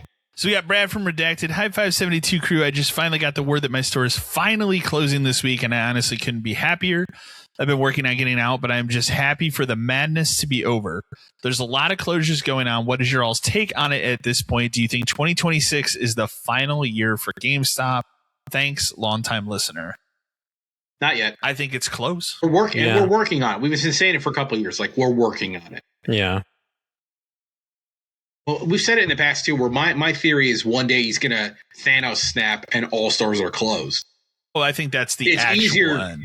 But it's easier to close all stores when you're down to 1,500. Yes. It's hard to close all stores when you're at 3,000 because where does it all go? Yeah. They're not going to be able to sell $3,000 stores worth of inventory to one buyer. But if they can, at this point, if they can get half of these closed in 2 years, maybe we can find somebody to take on the rest of it. Or maybe then all of it can fit in the warehouse we keep because we want to have the quote unquote online presence, which we're trying to pump so that we can sell that to someone else. Yeah. Like all of this is an effort for him to pump it, to dump it. Like that's all it is. And 100%. It looks a lot better to potential buyers that they're not paying to keep twice as many stores open. For sure. And international stores open and paying all these employees. Like they like when they close these stores, I know someone who had 2 stores and is now down to 1. They basically just said all those people are fired. Like they're gone. We're not even because in the past people were like, well, we'll work and see if we can. No, gone. Get out of here. Not anymore. You're gone. If your numbers were decent, or if your numbers were very good, they would have found a way to keep you because you're supposed to be a numbers machine. Because what they would have done is at the store that you would go to, let's say you're an assistant at a store that's closing and you're the best person at your store in every metric. And then the store close by assistant is not good at numbers. Who would you keep? Yeah, exactly. When they closed our store, my boss straight up told me, I will fire this other manager if you want to stay. Yeah. I would have. I know I would have if it wasn't 45 minutes away. Yeah. I'm not doing that every day. And at the time I had like a 1-year-old. There's no fucking way I'm doing that. You're crazy. Not at all. But he straight told me, if you want to stay, I'll fire this other person because that guy was not good. Yeah. Yeah, the Reddit is, we've talked about the GameStop Reddit before. It's a cesspool, but it's full of people who are like, this is why, and I can't believe my store did it. I've been going here for years. It's like, yeah, if you've been going here for years, you've seen the change. It started to change when we worked. It's just a cope. Yeah, it's a lot of people coping. And it's all like, I love GameStop, and it's like, man, I worked there for a long time. I liked GameStop because of the people I worked with and some of the customers, and that's about it. Yeah, that company sucked 8 years ago. It sucks. The actual company itself is garbage. And it was when we worked there. It was difficult when we worked there, and now it's worse. Why would you care? 10 times worse. These are people that a regional would happily walk into your store tomorrow and say, "Get out." Mm-hmm. They'd say, "You're gone." No question. No question. Not a problem. They just did it to these people because again, some of these stores closed. I think 2 days ago and then a week ago. Mm-hmm. Do you think how much of a notice do you think these people got? Maybe it's some of them were told what boxes showed up at their store for you to pack this shit into. Mm-hmm. Like, and then they had to probably call and ask. And the company doesn't fucking care. They don't. No, they don't care. They haven't cared in a long time. They kind of cared when I worked there. They don't anymore. Didn't they also at some point, and this was probably going back a couple of years, but didn't they fire the helpline support that you used to call? A lot of that's been gone. Okay. I think they closed a warehouse or like a refurb center, remember? Mm-hmm. Anything they can do to cut costs, they're doing it. And what's an easy way to cut costs? Close 500 fucking stores. Yeah. And again, these aren't counting ones that where your lease is up at the end of February because some of them are going to be like that. Yeah. Some of them, your lease is going to be up in March. And then the argument, they're like, well, the landlord, they wanted 3 times as much. No, your company wanted a reason to close the store and they found one. Pretty much. They don't care if your store's profitable anymore. Makes sense. That's not the point. They don't care about that anymore. No, they care about if the company is profitable. Mm-hmm. And if your store is doing 5% over, whatever, we don't care. You're not selling enough $200 Pokemon boxes that should cost $120. Sorry. Yeah. For sure. Oh well. So is this the last year? No, with a but. Because he could wake up one day and go, snap, and it's all gone. When do you think the next wave hits like this? It won't be this big. I think you'll see some here and there. Maybe you'll get another like small wave halfway through the year. But at the end of this time next year, at least another 400. Okay. At least. Okay. So I can agree with that. Yeah. So I don't think you're not getting another with that 500 in the middle of the year. I would still put that asterisk in there though. Unless some company out there is dumb enough to tell them like we're in. Yeah. And he would be out so fast. It's crazy. Probably. Because you know what the thing is he would do? He'd be like, okay, fine, I'll sell you the whole thing, but I keep all my stock. That's going to be his deal. Or you can buy it off of me for X, which is going to be twice what it's worth to get me to leave. Because remember, he went through that phase where he purged all those board people over and over and over. Yeah, and he kept hiring other people until finally I was like, I guess I'll do it myself. But then really, like, what is he doing? I don't think he does a fucking thing. I don't think he does anything either, to be fair. No. I don't think he does anything at all. No. So. I don't believe it. Well, we'll continue to monitor the situation. And then they got between that and the whatever the dumbass is that runs their social stuff these days. Man, they're really cooking. Oh. I mean, that's been like that for a while, though. Whoever it is now is worse. We're talking we're talking like White House level of social media dumbass. I can agree to that with some of the more recent posts. Leans into the jokes, but like the Lara Croft thing, we didn't talk about this, but they showed off Sophie Turner's Lara Croft. They just posted a thing. That's not Lara Croft. Gee, thanks for your fucking insight. What the fuck? I saw that one and I laughed at that too. Like, who cares? What the fuck are you talking about? Is this GameStop's official position that Sophie Turner doesn't look enough like the Lara Croft the company wants it to look like? What is this? I'll go on the complete opposite, and I think that like that photo of her looked great. My problem is fine. She looks fine as the part. She looks like Lara Croft Tomb Raider 1. That's exactly who she looks like. Yeah, but her acting is atrocious. I know, and that's the problem. I told my buddy, I said, let's get her in there and let's get Gal Gadot in as the main villain of this TV series and really fucking pump it up. Can you imagine the two of them in a room together acting? It would be interesting. I'd want to dunk my head in a bucket of water and never come up. They're terrible. But Sophie Turner is bad. Like she's bad. Dark, like the X-Men movies. That Dark Phoenix completely movie ruined any that movie's not good. You were bad in it. Sorry. Yeah. But I think the look, she looks kind of exactly what she should look like as a normal person. I have no issues with how she looks at all. I understand the argument. I think she looks better than the last girl who played her in the movies. Well, she looks more like Lara Croft.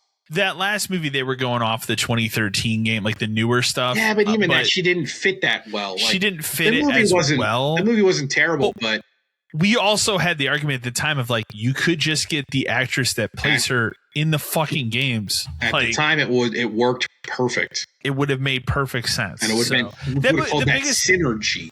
The biggest issue I could have with that movie is it's incredibly forgettable. Like, I don't remember a single thing about it. I don't remember the tune. Not really. We went to the theater and walked out and said, whatever. It was a shoulder shrug of like, whatever. I remember one scene, and it's her standing across a chasm from Walton Goggins where the bridge fell out. I remember that's the only thing that's in my head from that entire fucking movie. Like, it's not the bike memorable to me than the Angelina Jolie movies are memorable. Yeah, because you know why? Because those lean into it and they go stupid on purpose. The last one tried to make it a serious take, which is fine, but you missed it. This one, who the hell knows? And I don't know. And I'll watch it but like I'm more excited for the two games than I am for the show. I'm far more excited for Tomb Raider. So, well, that can give us a good transition into movies and TV stuff. So we're talking about Sophie Turner. So I did not while I was sick, I did not watch like too many new things, but because it came out and I've been waiting to put myself through what I assumed would be pain and suffering and misery. I did watch Predator Badlands. Woohoo! More like Predator Sadlands. That's deep. Is it deep for you? It's terrible. It's a hair above Bone Lake. Bone Lake is just atrocious, like all the way down to the acting. Predator, like, I had a little bit of hope because it's the same guy that directed Prey. Prey is a fucking awesome movie and exactly the direction this franchise should be heading. And Disney took this and said, let's fucking Disneyfy the Predator. And that is everything that is wrong with the movie. The movie is about a predator who has daddy issues, absolutely fucking insufferable robot companion And like I told my buddy, humongous fan of Elle Fanning, like humongous fan. I told him, I'm like, I think she's a fine actress. The character here is so awful. It is the equivalent of having a 5-year-old kid in the back of a car saying, "Are we there yet?" over and over again for the entire fucking movie. From the minute you meet this character, she does not shut the fuck up the entire movie. And she has like the mentality of a 5-year-old. Boy. She plays 2 roles in the movie because she has a twin sister android. So the cool what I was hoping would be the cool twist of this movie is that they have the Weyland-Yutani Corporation from Alien in it. She's a synthetic. They completely betray everything about synthetics. She has a moral compass. Synthetics don't have a moral compass. They're a fucking synthetic. That's a huge problem with this movie. Her sister is clearly what a synthetic should be. But for her, she's like, no, I understand the Predator and whatever and his journey or whatever is going on. The whole point of this movie, when it starts, the whole thing is bad. I liked one thing about the entire movie. I thought that the sword fighting and the sound effects for the sword fights were really good. That's it. See, the only thing I liked about this entire movie. The movie begins with this Predator character. His name is Deck. He is like the runt of his clan, and he is tasked with he has to beat his brother in order to become a Predator. He fails at it. His dad shows up, who is like the head of his clan, and is so put down that he did not beat his brother that he basically looks at the brother and says, you have to fucking kill him now. And again, this is all done in subtitle because they speak their language. That's the first issue I have of this movie. There's too much talking. Like, predators don't speak. They're here to kill, but not in this movie. They're here to tell you. They're here to talk to you. He tells the brother, like, hey, like, you need to fucking kill him. He didn't do it. Brother decides to save his brother Deck at the last second, throws him into this ship, fires the ship off so it goes to this planet, and then the dad kills the brother in front of him as it's going on. Decapitates him. It's over. The movie also say it's PG-13, but it's pretty fucking violent. There's no human blood, and that's why it's PG-13. It's pretty violent for a PG-13. So maybe that's a plus. I don't know. He gets fired off this planet, and the whole point of it is that he needs to hunt this creature that they fear and bring it back dead to prove that he can be in this clan. Well, wouldn't you know that, like, after he meets the android lady on this planet who's insufferable, they run into a cute alien creature. And I had this thought immediately when I saw him, like, how much do you want to bet this cute alien creature is the child of the thing he's hunting? Oh, of course. Yeah, that's exactly what it is at the end of that movie. It's just everything about it. You can predict everything that's going to happen as it goes on. That robot won't that kills all the momentum this movie had. That cool little Easter egg they had where they showed in the trailer, like when he goes on his ship, they have all those skulls that are on the background, and one of them is clearly the fucking alien skull from Independence Day. Right, yeah. That's the only reference of that. You see that once. Sounds about right. They don't lean into that at all. And then it turns into like the android sister. She wakes up, she gets repaired, and then she takes all these other androids, and they're going to hunt they're going to hunt this creature because they also want to capture it. In return, they end up capturing the predator as well, Deck and the android lady. They try to turn her back into being, a synthetic, but remember, again, she has a moral compass in this movie. That movie, and obviously he defeats the bad android twin. And then it turns into a found family thing because now he, at the end of the movie, the whole thing writes itself as you watch it. Because I'm like, right. Oh, I guarantee he's going to be like, this is my clan. Sure enough, this is my clan now. It's me and the android lady who I put her legs back on and the little alien creature who's now big. That thing, at the end of that movie, when the mother creature dies, the very next scene, they never explain this. The very next scene, all of a sudden that thing's fully grown. And I'm not talking, it's been 6 months later. It's literally they fly back to their planet so he can bring back and show his dad, hey, I killed this thing. I can be part of it. So that movie ends with him delivering that thing. His dad's like, you'll never be part of it. He ends up killing his father. And the movie, and he does the thing I have my own clan, whatever. The movie ends. but they set it up for a sequel because after the little bit of credits, all of a sudden a ship starts flying towards them. And the android chick, she's like, who is that? And he turns around and says, that's my mother. And that's how that movie ends. Ooh. Oh. It sucks. But his mother is Ripley from Alien? Maybe. I don't know. Right? I don't know what bullshit they're writing. Weaver, and I got it. Now it just got interesting. I'm bummed that like the Alien franchise, I feel like is in a bad place with that show. I thought Romulus was good, but the show I did not like. Predator's even a worse place. We've turned it into this Disney-fied thing that's not what I want.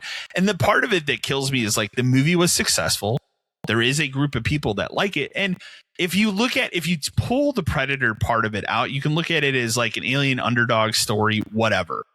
But it's not that. It's a fucking Predator movie. Like it's so far off of what the Arnold movie was and what the Danny Glover movie was. And like, I'll even at this point say like that 2010 remake thing with Adrian Brody and Topher Grace was better than this.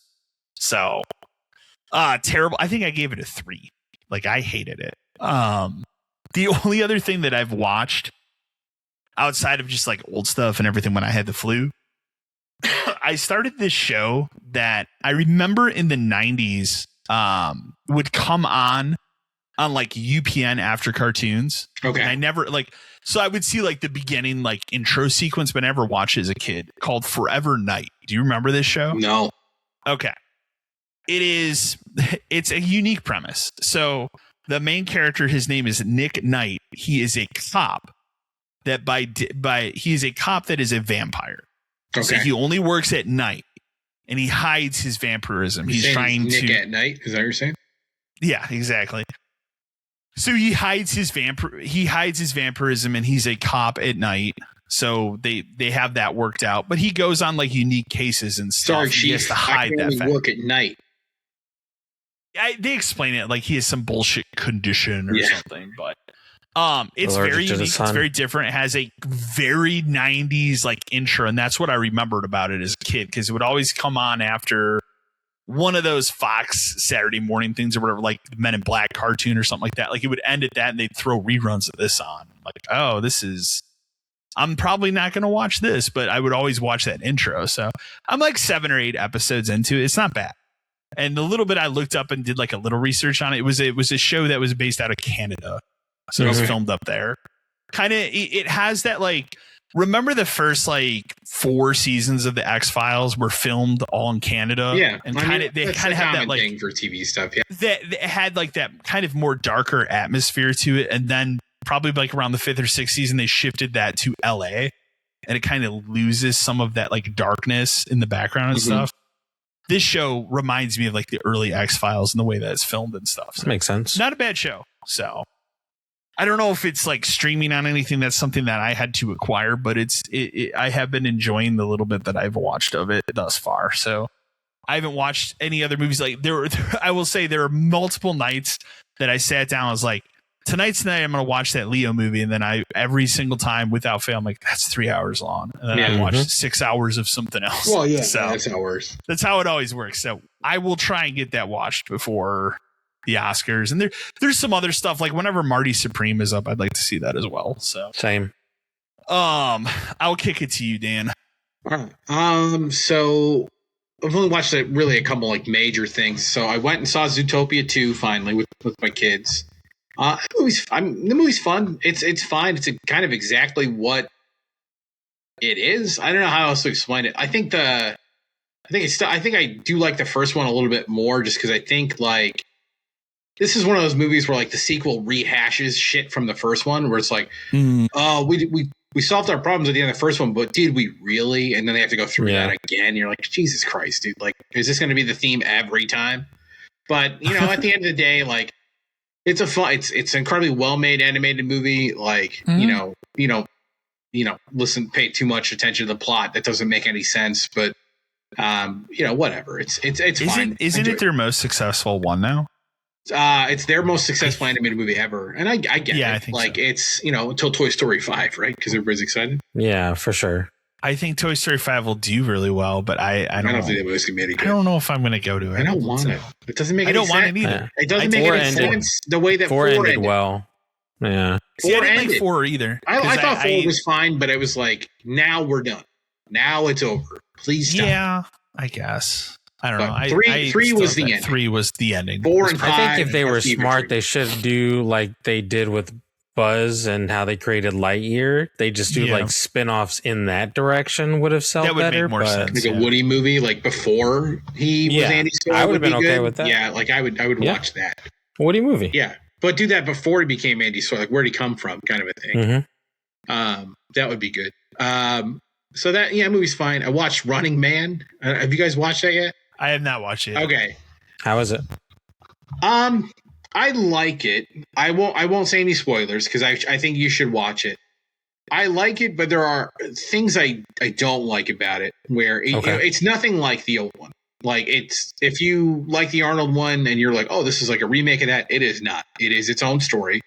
Okay. I will say, once again, Glenn Powell is very good in it. Like I think he's always good in everything. I think that guy's very good. I did not like him in that Sydney Sweeney movie, but now that I think about it, like that movie was just kind of bad. So maybe that wasn't his fault. Ever since then, I've enjoyed him and stuff. He's good. I just feel like the movie, it has action, but I don't think it's the kind of action you expect the movie to have.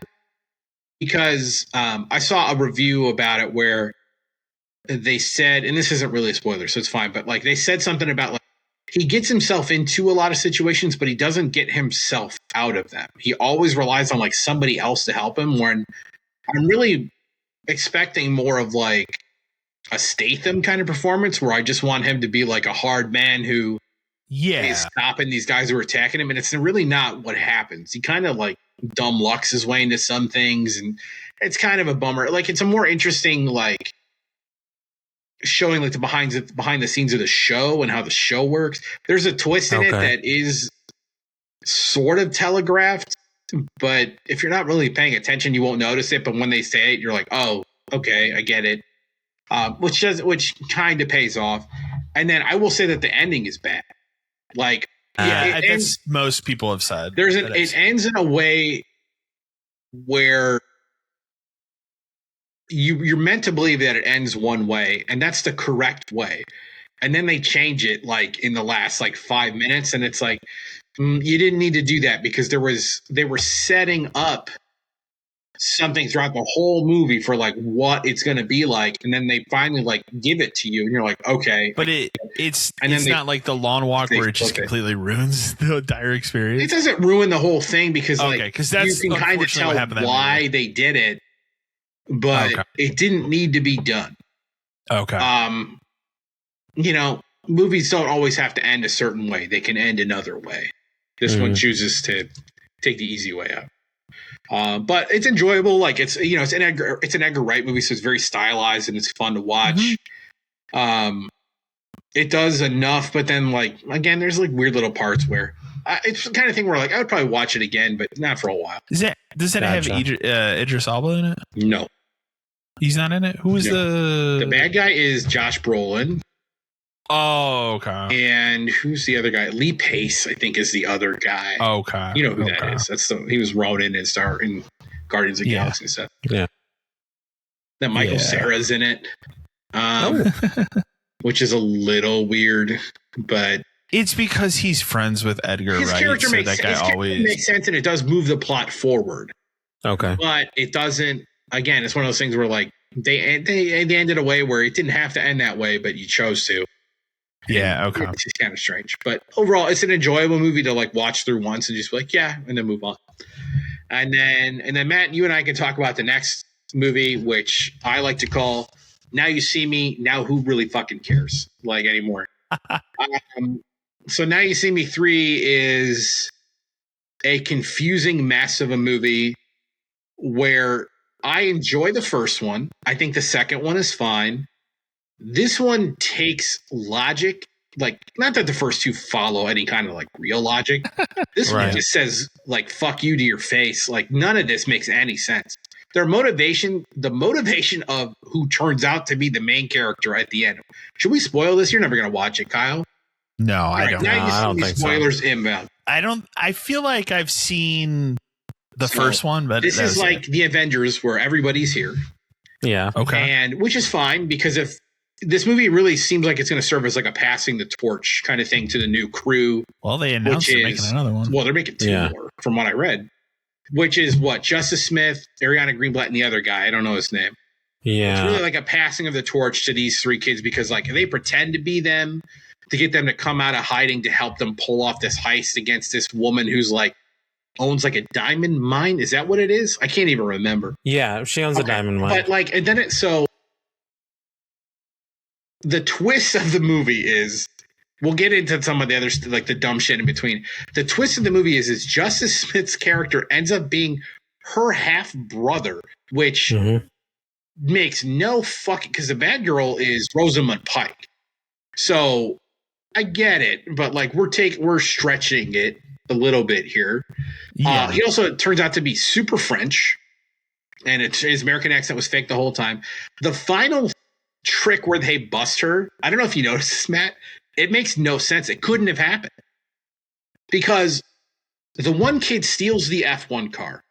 Mm-hmm. He takes the F1 car, he drives it across the city, gets arrested by the cops, kicks the cops out, whatever. At the same time, she's being driven to this fake vault thing. How did the F1 guy get back in time to be the fake guard at the beginning with the fake gun? There was no time for that to happen and get in there. The movie wants you to forget like that these tricks require elaborate setups. Yeah. And to just go along with like the trick of how it plays out. Also, they have no evidence of her crimes. How is she going to jail? Yeah. This man stole a car and beat up police and he's free. It was televised. It was shown to everyone that he did this. Like they do some fun stuff in the movie, but then they also do stuff where it's like 10 minutes of fucking around. Like when they go to the magic house, which is like the dumbest fucking thing in the world. They have this like what can only be described as like a trick off against all the magicians where they're like, check out the cups and balls, see what I can do with the card. I can quick change my dress. This is all stuff that would not impress any magician on the planet. Right. But they all are like blown away. Whoa. Holy shit, you made a card appear in your hand? Like none of this would impress any of them, but they spend 10 minutes like doing little stupid tricks to each other in this magic house. And then they do this setup where it's like, oh, this room can rotate. How does it rotate? Oh, you just turn this thing and it turns out knob and it spins. Right. Yep. But it turns out he's been there before because that's the whole setup is they rigged the magic house because they somehow knew they were going to get the cops to come to the magic house to, separate them. And like the plan is too elaborate. That's a fault of all of these movies, but it's too elaborate to work. Yeah. The amount of setup they had to do to fool other magicians so that those magicians could then help them fool the lady at the end it's too much. It's crazy. Yeah. I think they did better, honestly, on the first two movies. I think were set up really well. And I knew this movie was going to be them passing the torch to the new team because the old team essentially is not going to do it anymore. But like you said, I feel like there's just too much that they're trying to cramp. It's not even like a passing the torch movie because it's revealed in the movie that the new team set up the entire movie and tricked all of them. Exactly. There's a lot of gaps in what happened, and it just doesn't. The thing they do with Mark Ruffalo too, where like he's like the leader of this whole like thing, and they make an offhand comment at one point where like he's in jail in Russia. Then they don't talk about it again until the very end where he shows up as a fucking hologram in a box. Why? Yep. To set up the next movie. Like, then why even bother? Like, it's so dumb. What was the other thing I had a problem? Oh, the initial diamond heist. Why didn't he just take the box when he switched it originally? They're in the room where they're pretending to take her photos. They reveal later that she put it in the box and the box flipped around. He could have taken it then because he was standing behind the box with no one around him. But no, they have to do this elaborate thing where it shoots out of like a cannon in front of all these people. And yeah, I know. Grabs it, and then she passes it, and then he like throws it over his shoulder. It's like you're actively trying to get caught at this point, and anyone who's in the room should have seen all of it. They try to pretend like this ice thing falling over would have distracted everyone. They literally shot it out of the box like 6 feet. And then he walks behind this part. I love this part, man. He walks behind him like they're going to do the pass for the diamond. Instead of just putting his hand behind him and like handing it to him, he fucking throws it. He threw a diamond the size of a softball in the air and nobody noticed. It's crazy. Like it's meant to be fantastical and stuff, and I get that, but like it's treating like everyone else in this universe is fucking stupid. And see, I think that's why I was saying, like, out of all the tricks in all of these movies, I think the second one, when they were passing the card through each other and stuff like that, right, was probably like more well done than definitely that diamond heist scene. It's more fun because it like there's like a skill to it and like a showmanship to it. This is literally we put the diamond in a special box that spins it around. They could have taken the diamond at any point, but then it turns out like that wasn't the point. So the whole thing was a show. But if the whole thing was a show, then why are we doing fancy flip tricks and shooting it out of a can? Like it doesn't make any sense. Yep. It's a weird movie. And then the craziest part is when Morgan Freeman gets fucking shot and dies because he's probably alive. Who the hell knows? But like, there's no blood anywhere. When they go behind the mirror, there's no blood. He was shot in the chest. Well, and then like they just leave him to die in that tunnel. Later, you're dead. It's a weird movie that is supposed to be fun, but ends up being okay, like confusing, I think is the best way to put it. Cause like, and there's something else they could have done more, but I agree. It's a weird thing. And then like when they get trapped in that box at the end and like they have to break out of the box and it's just like 5 minutes and trying to break out of this fucking box. And if she was really trying to kill him, why is it so easy to get out of this fucking box? We put holes in the top. Like, why would you do that? They can easily like, it's just bars. It's like, it's just, these are world-class magicians famous for escaping the fucking FBI. And you put them in a box and leave. Yeah. Oh, cool. That'll work. It's a strange movie. It is. That being said, I'll see the fourth one. Who cares? Yep, same here. All right, but that's it for me. Yeah, so I watched a whole lot. I only put maybe like a handful of things on here, but I watched too much in the past time when we were down. Well, we've been off for a bit. Yeah. So we just talked about Now You See Me 3. I watched The Shadow's Edge, the new Jackie Chan movie. Okay. I thought it was pretty solid. Like, I think I'm just a big fan of Jackie and a lot of stuff he does anyways. Yeah. But this movie was just plot wise, I thought really well done. I'm waiting for like a physical copy of it to come out because I'd love to buy it too. So if you're into Jackie Chan, I definitely say give it a watch. I watched Paradise Records. It's that sounds familiar. It's the movie from the one Logic, the one rapper. Okay. So the movie starts and it started reminding me a lot of Clerks, like a lot of Clerks. Just the way they were setting up everything and the transitions between different scenes and stuff like that. And then ironically, Jay and Silent Bob show up.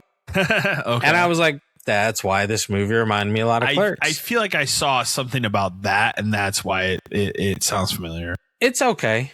I mean, it's nothing like fantastic or crazy. I mean, if it was on, I'd probably watch it on TV, but I'm not going to actively go seek it to watch it. Five Nights at Freddy's 2, I watched that. So I haven't watched it yet, but I have it to watch. I will say it's on par with the first one. It's nothing really great, nothing really crazy about it. There's like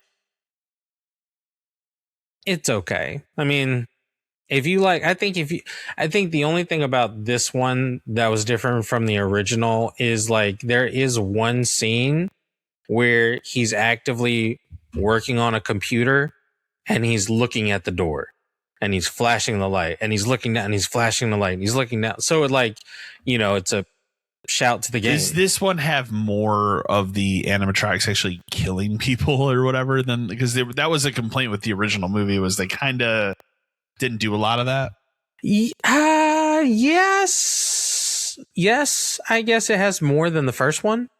Okay. But I mean, because it was weird when this movie came out, like it was panned critically, but it did really well in the theaters, and like people that saw it seemed to like it. So, well, and that's what I think out of the first one, like between the first one and the second one, the second one was better. Okay, but I mean, they're kind of forgettable, honestly. I think the problem is that we already got a better movie in Willy's Wonderland. Nicolas Cage. And the crazy thing about that is every time I've watched Five Nights at Freddy's, the first one and the second one, it's made me want to go, I'm just going to rewatch Willy's Wonderland because that movie's just so much better. So much better than what I would want out of it. Exactly. So, I mean, watch it, don't watch it. That's definitely up to you. I also watched Greedy People. It's who does it have in it? Hold up. Greedy People.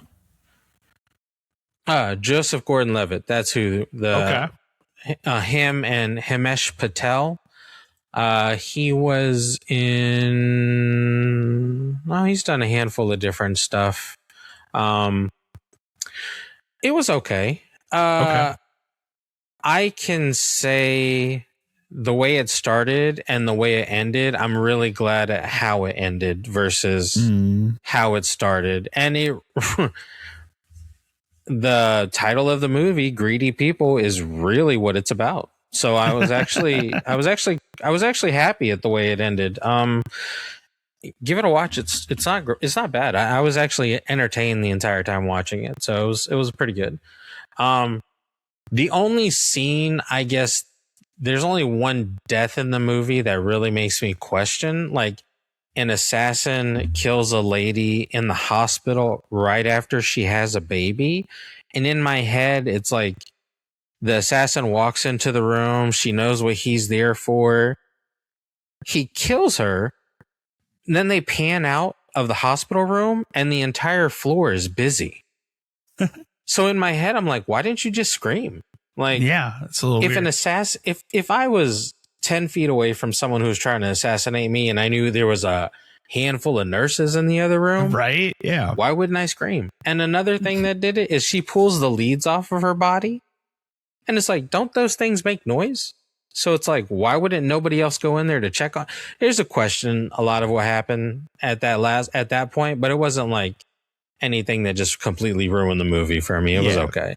And then the last one I'll talk about real quick is, actually two. I watched the newest Wicked movie.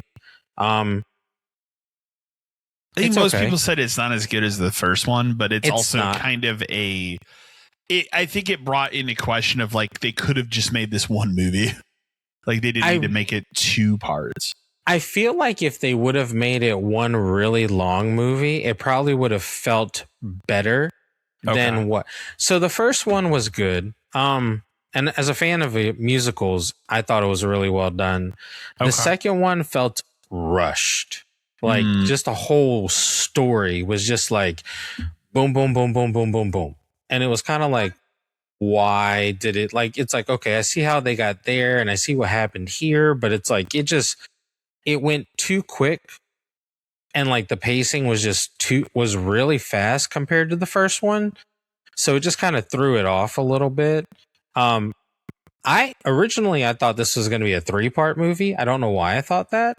And I think if they would have separated it into 3 parts, it probably would have done better for them, because I felt like the first movie was paced really well. The second movie, if split, could have done better, but it was too rushed. I felt like compared to the first one, and it's okay, but if I had to watch between the first and the second one, the first one was way better than the second one.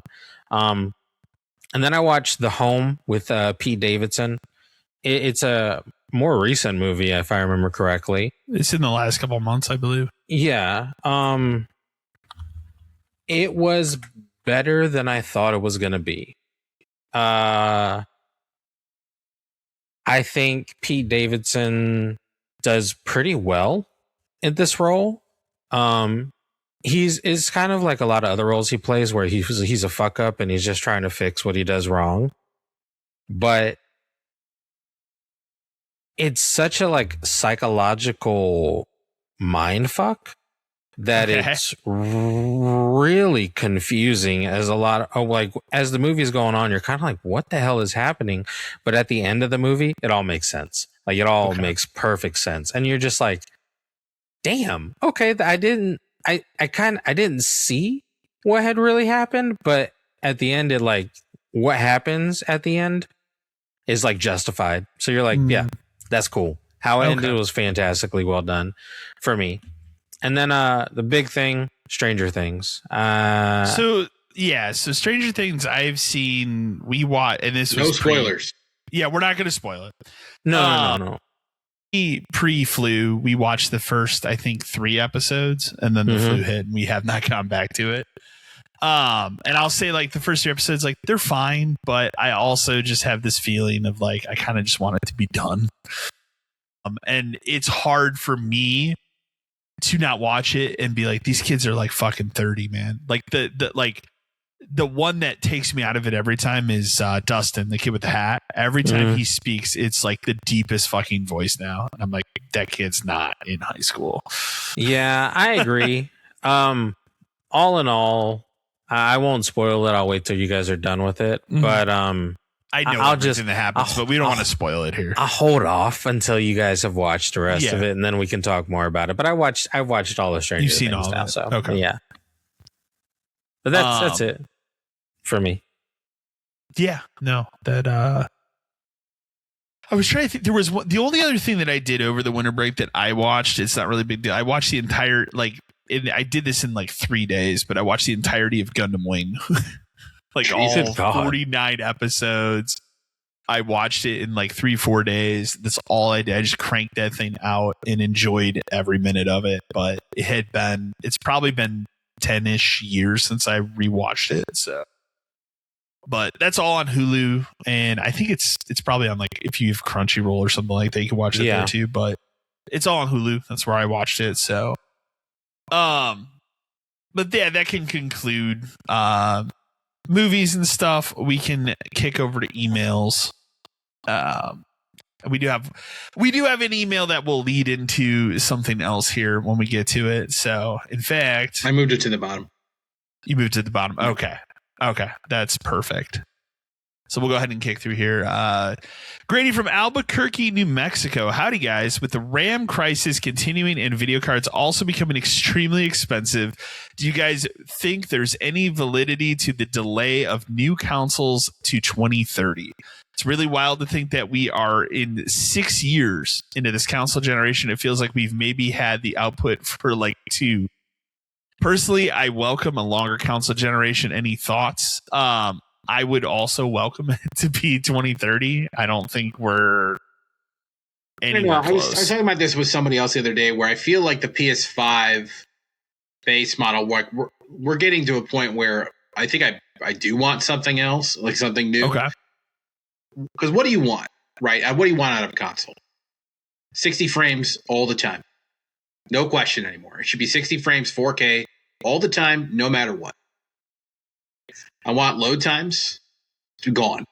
I think the PS5 does pretty good with load times. It does pretty good, but there are still games that do it. There's still games that have to do it. So I want those gone entirely. And third, I want storage space. I'm at a point now where I understand if you're not going to give me a disk drive. I hate it, but I understand. I hate it too, but I get it. I would like an option to buy one separately. If that's the if the option going forward is PS6 doesn't come with one, you can buy one for $100. But how many people are going to make physical games anymore? Who knows? Like, there's always going to be a subset of things that will do it. But I would like that option. PS5 can't do those three things on its own right now. And the Pro has proven it was too early and doesn't do a damn thing it said it was going to do. No. When the Pro unsold itself for me when we played Anthem, a PS4 game, and the guy using the Pro would take twice as long to load into a game as that's bad. That's crazy. That is it's unacceptable. No, I agree. For a PS4 game to take twice as long to load on a PS5 Pro because it's not optimized or whatever. I don't give a shit. The system should be optimizing it on its own. It should be more powerful. It should be doing it itself. The PS5 Pro is not the same upgrade as a PS4 Pro was for the PS4. The PS4 Pro felt like a different system because at that point the PS4 was dead. When the Pro, and I say that as someone who owns one, right? So. But when the PS5 Pro came out, the PS5 was not dead yet. But I feel like we're getting closer. Okay. But that's not saying I want one now or even next year. 28 would be fine. But the RAM thing is really going to fuck this up big. Yeah, it is. Because it stopped me from building a new computer. Well, and that's what I was going to say. I read a thing today about it might not even be financially viable to build a PC for the next 5 years. Yeah. That's crazy. It's crazy. Because I'm not at 2027 would be technically the trajectory I'm on. I mean, typically around the 7-year mark is when I build a new PC. So I would have been doing it a year early, but I'm not going to spend as much as I would spend to build a PC just on the RAM. And that's what it would cost me right now. Right. It would cost me just as much money for the entire building the PC. And I would pull over my video card that I currently have. I wouldn't buy a new video card right now. My video card's not that old. But even taking that out of the equation, the RAM cost me just as much as all the other components. So it's not worth it. It's not at all. And I'm not going to that's the other thing. Every time I build a computer, I always double it. I've done that every time. So I would want more RAM. So it's not viable. So I guess I'm just on this. And I'm not really at the point where there's any game out there that I can't play on my machine, on my PC. So I haven't hit that point yet, but we're getting close with CPU and stuff. But it's not viable. Not going to pay over double to build. That is outrageous. So, but that's going to fuck everything up for consoles. So, I mean, even, that you have tariffs as well. You gotta factor in with the consoles currently. I mean, we're not talking Microsoft because who knows what the fuck they're doing with their prices, but the Switch, I would assume at some point this year, the Switch 2 will increase in price as well. It's gonna have to, right? And that'll be a direct result of the RAM situation. Man, that thing goes up to $600. That's crazy. That's insane. That system is not worth it. No, it is not. It's 100% not. And I'll say having that mindset going into having that thing of all right, I'm not going to buy any physical games for this because there's no point with all these game key cards. I have not bought new Switch 2 games since Mario. I've never bought another Switch 2 game. What game are you missing? I was mildly interested in Metroid until they started showing that desert area, and I'm this doesn't look great. Right. And I'm not a huge Metroid person. And the problem with Nintendo is Nintendo shit, we talk about, doesn't go on sale. It just doesn't. It never goes on sale. Because they know. I'm mildly interested in the Donkey Kong game, but I'm not at $80. And when will that go on sale too? Exactly. It might be 60 at one point. Never wary. So it's just a weird thing. Even while I was sick, and I had the flu, I was I should probably use the Switch too. And I tried to play, I think the most recent Fire Emblem. I was okay, I'll go back to that and try to figure out where the fuck I was in that game. And even doing that, I just ended up drifting back to the Steam Deck. So, because I'm okay, but I could also play these 8 other games I'm interested in on the Steam Deck that all run better. Because even though the screen is very good on the Switch too, it's very vibrant. Fire Emblem still runs at 30 frames. Yeah. So I noticed that immediately. I'm this still looks kind of janky. Or I could just go over to the Steam Deck where none of those are issues. But yeah, I can't. The RAM situation is just going to destroy all of this. So it really is. It's really crazy. And honestly, I look at it and go like, I have no problem with it being a longer generation for that, but I really hope that it doesn't just get worse and worse with the RAM prices, because I want to build a new computer at some point. Mm-hmm. But I do think that it's going to factor in and continue to be a major factor in this year at least. So yeah. Let me see here. Our next email comes to us from Curtis from Canton, Ohio. Howdy, guys. I just switched over from being a primary Xbox person to a full-on PlayStation after this generation has just really disappointed me on the Xbox front. Game Pass just wasn't delivering the experience that I had come to expect from previous years, and the overall output from the Xbox first-party side of things has been really lackluster this gen, outside of a few titles like Indie and so on. Being new to PlayStation, as I haven't owned one since PS2, what would you guys recommend from the PS4 and 5 era thus far that I should catch up on? Any absolute bangers that I should check out? Thanks. I mean, that's a long time. A long time. Like that includes PS3. I mean, there are some things from the PS3 era that were remastered. The immediate things that stick out in my head would be like Horizon. Horizon was probably my the top first one. I would heavily recommend the first Last of Us. Not the second one, but the first Spider-Man. one I would highly recommend. Uncharted, there's a great way to play all that collection. And 4, like those are all great games. Both Spider-Man games and Miles Morales are good. But all three of them are good. No reason not to play all three of them. Right. God of War.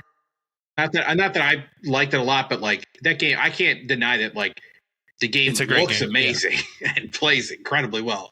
I just think that the game is I think it's kind of boring, but I get it. Like it's not for Astrobot. Me.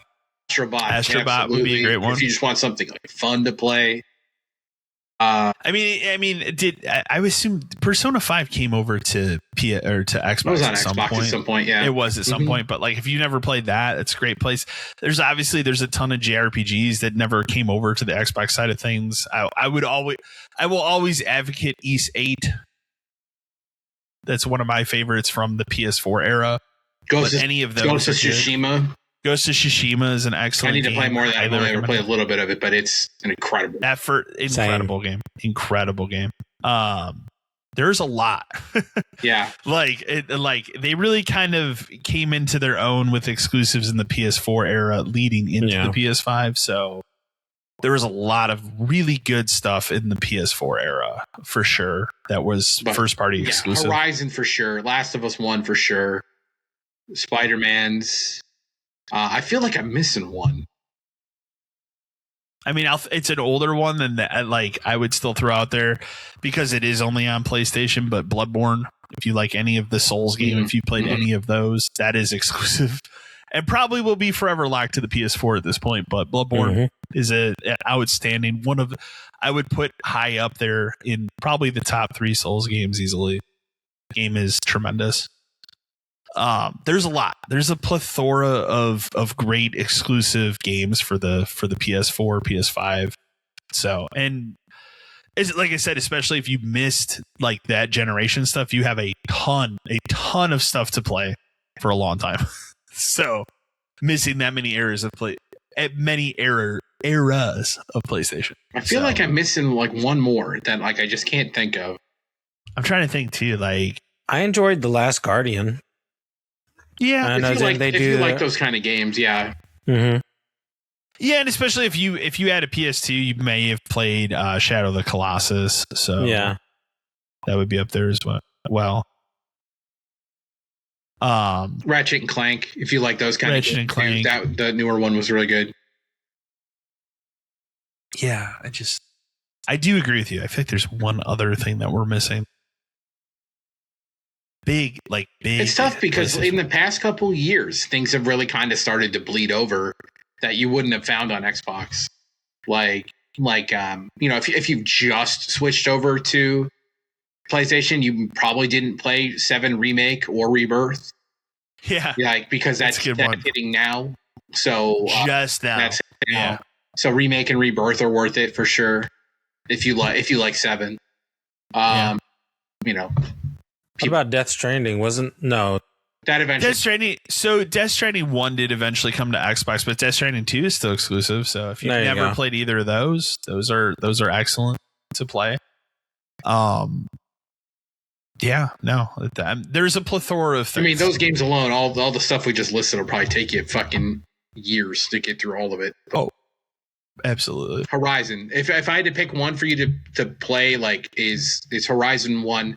Just get the PS5 remaster version of it. But yeah, play Horizon 1. Tremendous version. Love that game. Right, the first one. The second one, like, I enjoyed it, but the second one is good. It's good. It's a lot more of it. Yeah, so, it is a lot. Yeah. DLC notwithstanding, I think the DLC for that game was not very good, but the game itself was good. But I think the first one is a tremendous, like, new thing. Especially considering that came from the guys who did Killzone, right? Killzone, which Killzone is enjoyable enough as, like, a shooter. But, like, to go from that to third-person action adventure robot dinosaurs is nuts. Yeah. So this next email, and I'll tell the story too. When I was pulling the emails, this email came through when I was pulling the emails, and I read it, and then immediately went and watched this showcase. So Derek from Bloomington, Indiana. Howdy, guys. Just got done watching the Resident Evil 9 stream. Any thoughts on it? Personally, the showcase was a gigantic waste of time and offered really nothing new that we didn't already know. I'm actually baffled why they even had it. Any hype surrounding it? So I saw that, and I'd forgotten that showcase was even going on. So I was like, I'll go watch. It's like 15 minutes. I was like, I'll go watch it. Nothing happens. It is the most, like, I'm not kidding when I say it's a waste of time. They showed literally nothing new. There's no demo, because a lot of people were speculating, like, oh, they'll probably drop a demo. There's been all this speculation of, like, is the game open world? Is it semi-open world? Because there's been some screenshots that make it kind of look that way. Nothing. Like, they barely showed any new footage. The most new things you got was Leon bashing some zombies' heads in with his foot. Like, that's literally the new stuff they showed. They had to spend extra time showing you their collaborations with Porsche, which for a car nobody's going to be able to afford, and those watches. Like, that's literally it. Where at the same time, like, every 2 minutes they had to be like, please buy the deluxe edition of this game, comes out the same day. And then the only other thing they announced was they're doing the popular thing now, which is they're doing a concert series for the music of Resident Evil, because it's the 30th anniversary this year. So they did, the only thing I will say is they did tease, like, other announcements surrounding Resident Evil later this year, because it's the 30th anniversary, but that's basically it. But it was a 15-minute session of nothing. Like, nothing new was really showed. Like, I hesitate to even call it like a showcase, because there was nothing really shown. So as far as the game goes, like, I definitely had hype around 7 and 8 until I played them, and then was kind of like 7 was okay for me. I think I disliked 8 a little bit more than 7. But I do have excitement for this game, and I think part of it is I didn't care for the first person aspect. Like, I don't like first person for Resident Evil. I thought it was a novel thing at the time, but I think it kind of wore off after 8. 7 was specifically designed that way for VR. That's why they did it. And originally, you can play 7, and as you play through the game, I think it's easy to realize, like, that game wasn't a Resident Evil game. They turned it into one.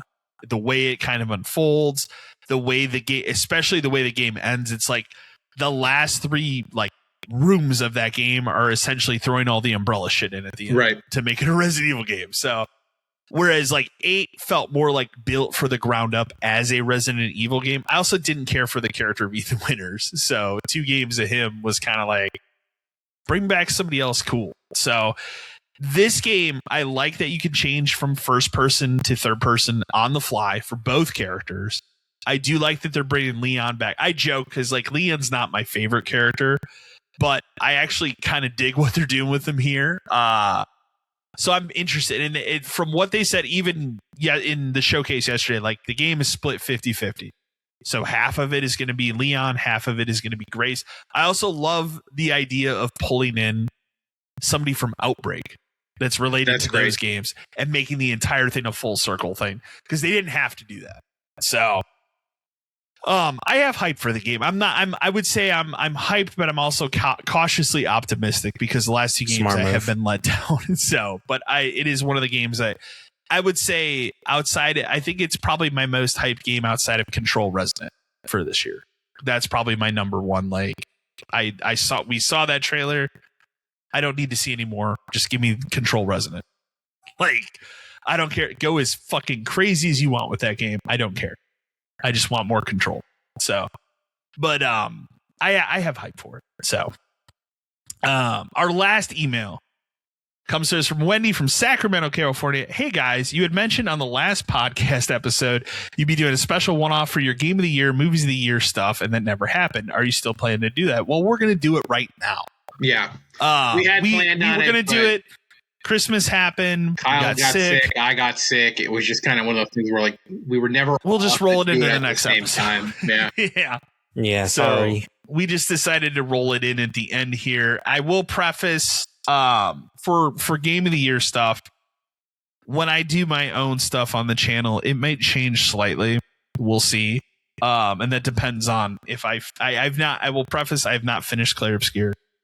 So it may change after I finish that game, but I have not finished that game yet. So, but I guess I will kick off with my 5 for game. We'll do the games first, and we'll do movies. Mm-hmm. But my 5, and I'll start with number 5.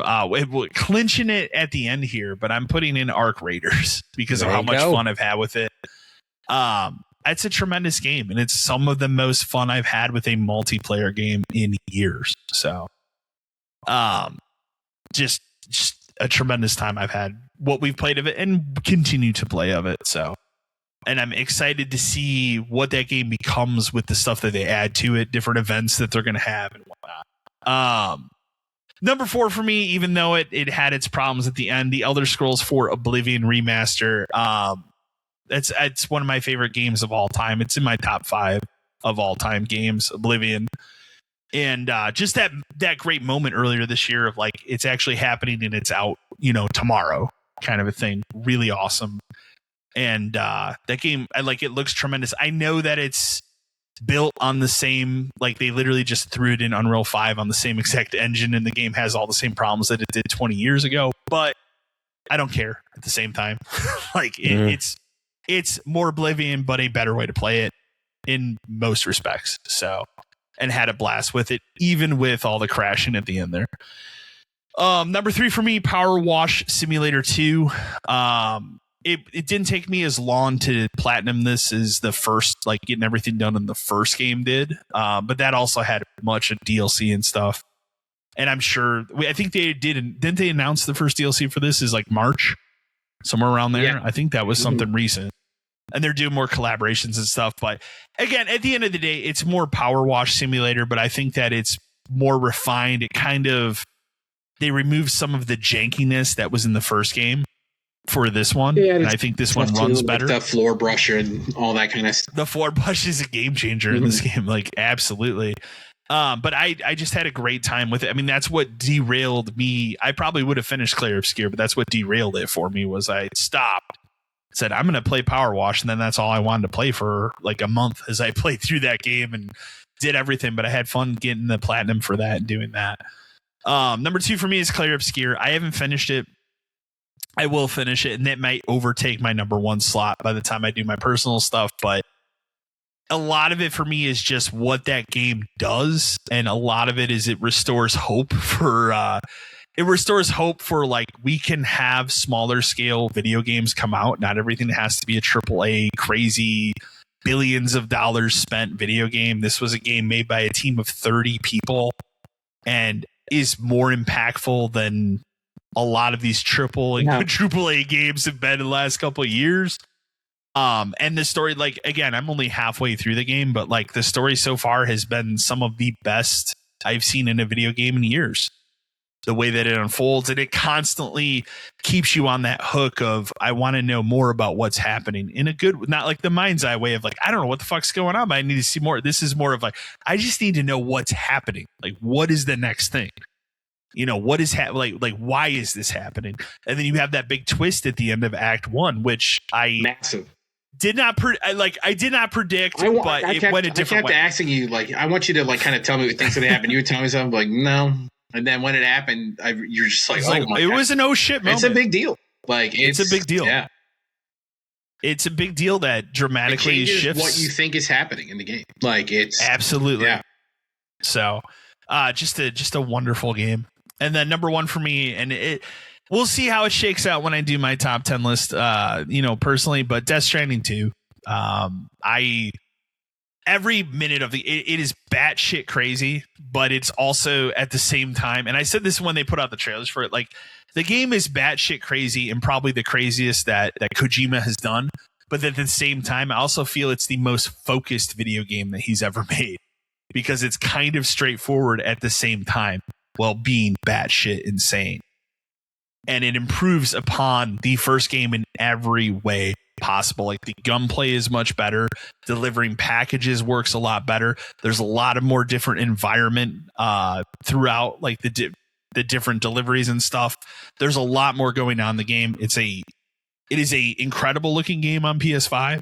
I did play it on the Pro because I had the Pro at the time, but it is just a tremendous Kojima game. The end of that game, I can't even describe what happens at the end of that game. It's so fucking insane, and it would spoil stuff anyways. But it also weirdly pays really good homage to the way Metal Gear Solid 4 ends, if that makes sense. Yeah, that's cool. It does something there that I wasn't expecting in its final boss battle. And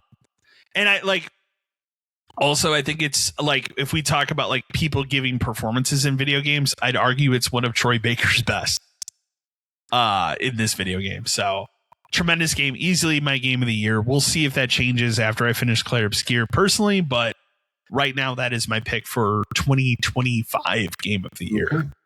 So we'll kick over to you, Dan. Okay. So my number 5 was Warhammer Space Marine 2. That's a game I think, like, before I'd really ever played this game, or like we kind of like were looking for something for me, you and Eric to play together, was something I'd really never even like thought of. Like I was never super into Warhammer. Like I don't have any reverence for the lore. I've never played anything else Warhammer related, just because it always seemed like it was impenetrable, and I was like, not gonna. I agree with that. Yeah, no. And then this game comes out, and it turns out it's just the best Gears of War game I've played in 5 years, 6 years, 7 years. Absolutely. Since Gears 3, 4, 3, yeah, somewhere around there. Because 5, like we played 5. 5's fine. It's not a great game, but this game is incredible. Like it's so fun. Like it feels good. Like it feels like everything has a weight. It feel like the cutting through stuff feels like you're cutting through stuff. Like levels are long and interesting, and there are different puzzles you have to do, and there are different. They constantly update that game with new stuff. They're constantly giving you free stuff for the game. It's on version like 10. That's unheard of. After they've announced they're making after they announced 3 like a year ago. Like it's so weird how much they care about this game, and not only that, but like since it's a game based off of essentially a board game and a game store, like it really could have been half-assed, right? It really could have just been like, oh, we have a license, we'll slap it on some other thing we made and we'll move on. No, it's an incredibly good co-op third-person shooter that if you play it like on hard difficulties is difficult. Like it is a great game. Very fun. I also think that it's a good jumping on. Like if you don't know anything about Warhammer, but you can pick it up. It's a very easy onboarding thing. Yeah, you can pick it up. And like it makes me incredibly excited for 3 to the point where I'll probably buy 3 the day it comes out and we'll play. Yeah, no. So I would argue the same. Number 4 is Final Fantasy Tactics. I just finished it, but it's great to see like that was like the one Final Fantasy game that I think that's been on everybody's list for like this needs to be redone. Because the last time they did anything with it was they made a PSP port of it back when the PSP was like relevant. Like that's my game crazy days, dude. That's forever ago. I like the game a lot. Like it's much better to play it through this now with like voice acting and like you can actually kind of figure out the story. It has tons of quality of life upgrades over like the original. I will say I'm disappointed they didn't put the PSP content in it. Not that there was a ton, but like Balthier is a special character. There's other, like, I think there's another side quest. There's something else. Like, that couldn't have been that much more difficult to just put that stuff in. Yeah. Maybe there's hope it gets patched. It's possible. Possible. Because it sold better than they thought it would. So maybe there's something there about they were like, okay, maybe people want this stuff and we can get a couple people to put this stuff in there. But great game. Love it. Give me Tactics Advance. I'm like the one person who wants to give it to me. Number 3, Balatro, because it's a game I never thought I would get as into as I did. Like, it on the surface, if you've never played it, it just kind of seems like it's also a weird kind of poker game.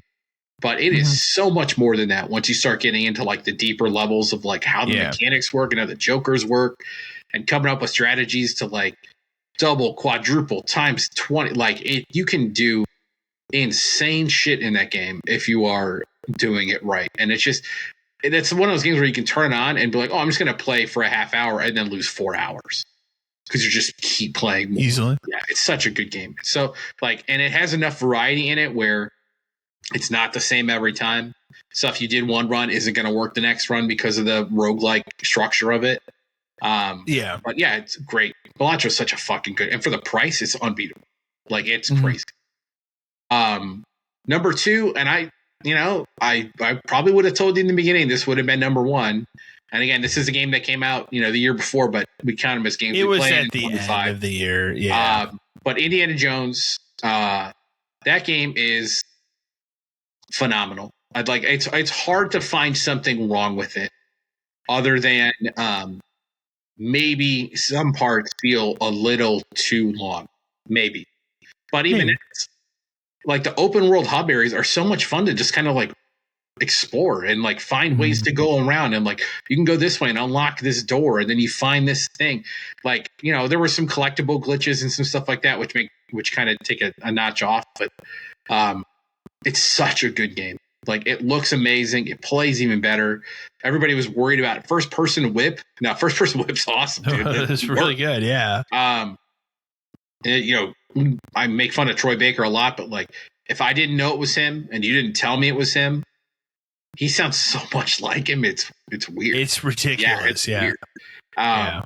Just absolutely. And it's a good story that fits. It's such a good story. It fits perfectly within like the established Indiana Jones lore. You don't have to make excuses for it. It just works.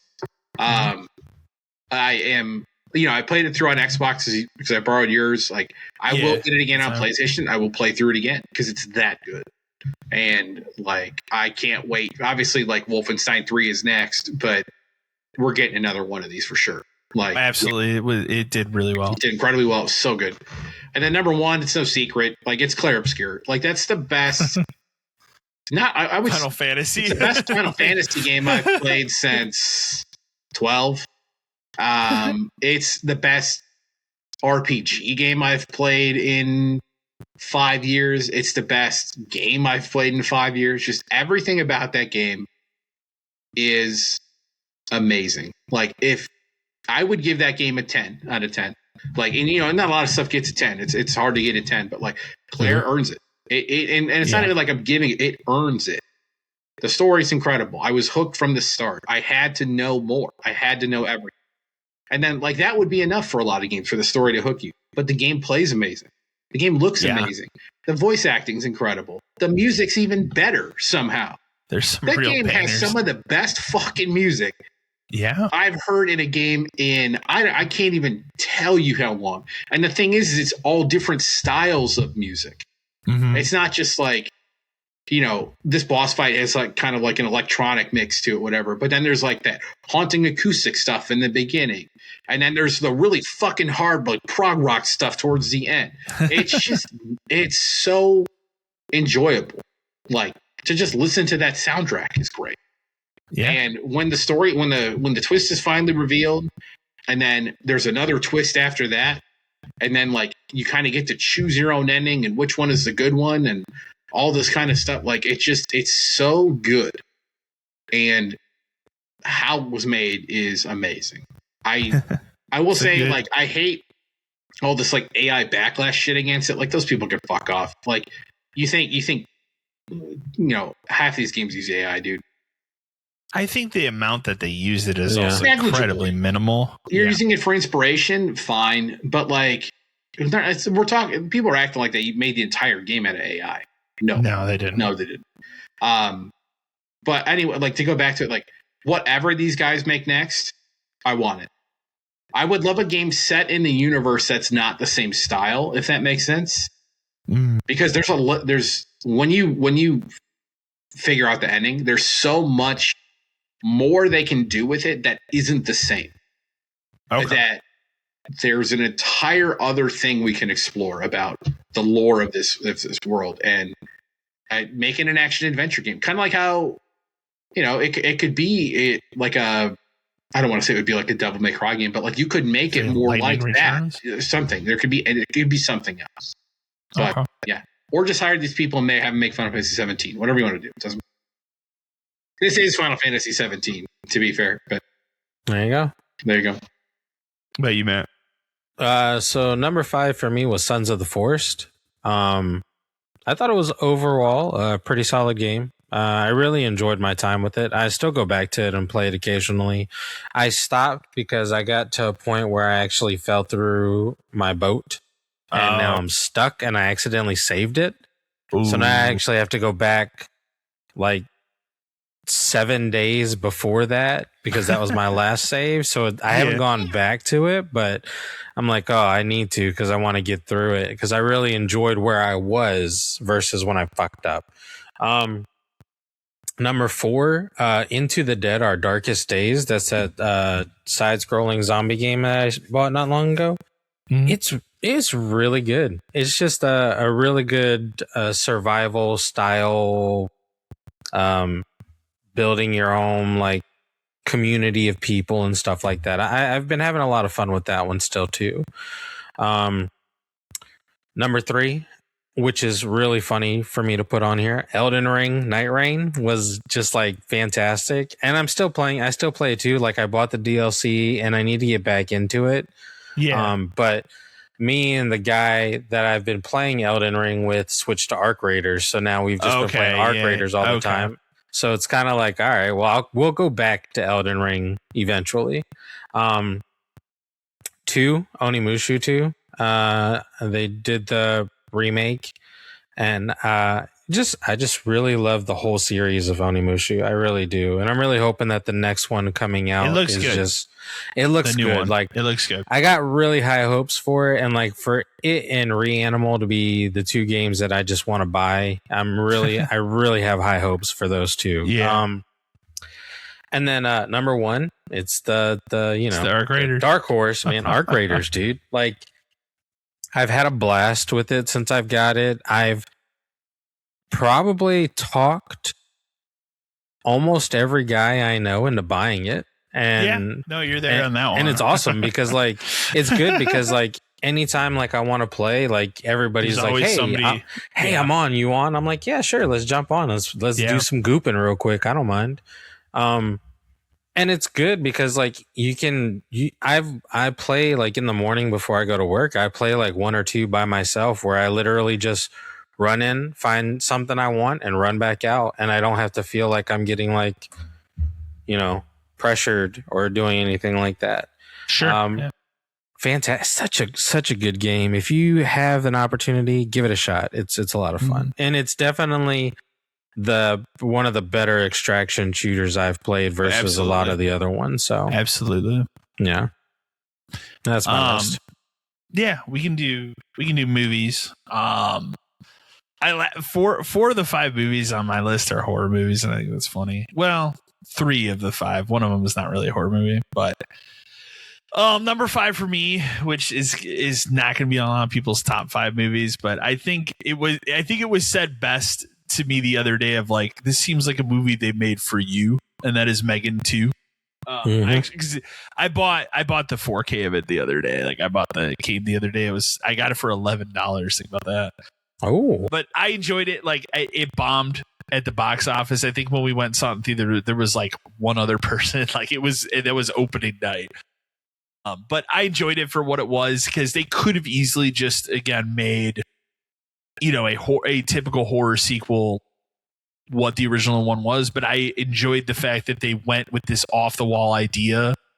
I understand like it might not have worked for some people, and I think a lot of people wanted Megan to turn into like this generation's Chucky, and they went in a different direction with it. Yeah, I know now like there's not going to be another Megan movie. In fact, that they were doing that spin-off movie with the other robot called Soulmate. That movie is done. Gone. They pulled it from it's just in a can somewhere, kind of like Batgirl. Nobody will ever see it. So, but sad. I don't know. I enjoyed it. This is my number 5 movie. Number 4 was a movie that surprised me when it came out, and it surprised me more as I thought about it throughout the year how much I enjoyed it. That is Companion. Solid. Really good. Like and the thing is, I knew nothing about it when it came out. I didn't know anything, and that's the best way to go into it. But just an excellent kind of slow burn horror movie. Really, really good. The little I say about it, the better. Just watch it, like kind of thing. Number 3 for me was The Monkey. It's definitely a horror comedy. It's definitely over the top when it comes to the gore. Like the scene I think of every time I think about it is the person exploding in the pool. Like it just makes me laugh every time I think about how absurd it was. But I enjoyed that movie from beginning to end. Like I thought like it was hilarious. It was over the top. Creepy at times, a really good horror comedy. Number 2 for me was Superman. I feel like they did the character justice and made it was the correct decision to go the complete opposite direction of what Zack Snyder did. Yeah, and I felt it really did the character. Mm-hmm. It went the complete opposite direction, but I enjoyed that it really took Superman back to the Christopher Reeve type Superman. And I think the thing that sold me on that entire movie throughout the whole thing, and I really enjoyed that guy as Superman, and I look forward to the next movie that they do. I thought it was really well good. His speech at the end of Lex Luthor is what sold me on that entire movie and his performance, because it was a really like probably the most human way we've ever seen Superman communicate like that, compared to other versions of him we've seen in movies. So really, really enjoyed it. My number 1 movie, also my favorite movie I've seen in the theater this year, was Weapons. Like from beginning to end. And that's another one of those movies, like the less you know about it, the better you are when you watch it. So, because it keeps you on edge the entire time. It's one of those, it's a great mystery until you get to like the halfway point of the movie. It's revealed what's going on, and then it turns into, well, how is this fucking happening kind of a thing. But it's never boring, and it keeps you going from beginning to end. You just want to know how did these 17 kids disappear? Where the fuck did they go? Like, there's that great scene in the movie where that guy has the dream and he wakes up and he just yells, "What the fuck?" And that got the loudest laughter in the entire theater, because that's how everybody felt watching. Like, what is happening in this movie? An amazing movie. Cannot recommend it enough. And again, like I said, the less you know about it going in, the better. Tremendous beginning and like even for you, Dan. I know you're not a big horror person. You should watch. We'll try something at one point where I'll just turn it on and be like, "Let's go really for it." Yeah, it's a solid one. That easily my favorite movie of the year. So, how about you, Dan? I'm just gonna kind of rip these off because there's nothing special about them. Like I said, I mean, other than the one you talked about. But 5, I liked Thunderbolts. I know people don't. I think that's a movie where I think people went into it thinking it was something else, and it is not an over-the-top superhero Iron Man type movie. It's the opposite. It's about like what it really, the toll it fucking takes on you to be someone who's put into this position that you don't necessarily want to be put into. And like the stakes that come with this, and like, remember, these are all like C-level people, you know? I think there's good character development in it, and I think it does have a place within like the MCU as opposed to just being the typical every fucking summer there's a blockbuster one of these things. This fits more in the middle. I actually think, now that I think about it more too, I actually feel like it would have been a better TV show where you do something where it's like, episode is one of them, and then like there's a final like 90-minute episode where all the 6 of them have to come together to do whatever. There's maybe a better way to have done it, but I enjoy it for what it is. 4 was Zootopia 2. I put that in there. Like I talked about earlier. It's a good movie. Like I like the first one a lot. This is more of the same. It didn't have to retread a lot of stuff it did in the first one, but it's still fun to watch. And it's fun to see the more animals and the more habitats and how the world. That's the most important, interesting part about those movies is like how the world works, and they kind of go into it more. Superman was 3. Like you said, I like that it's an opposite of what we got before.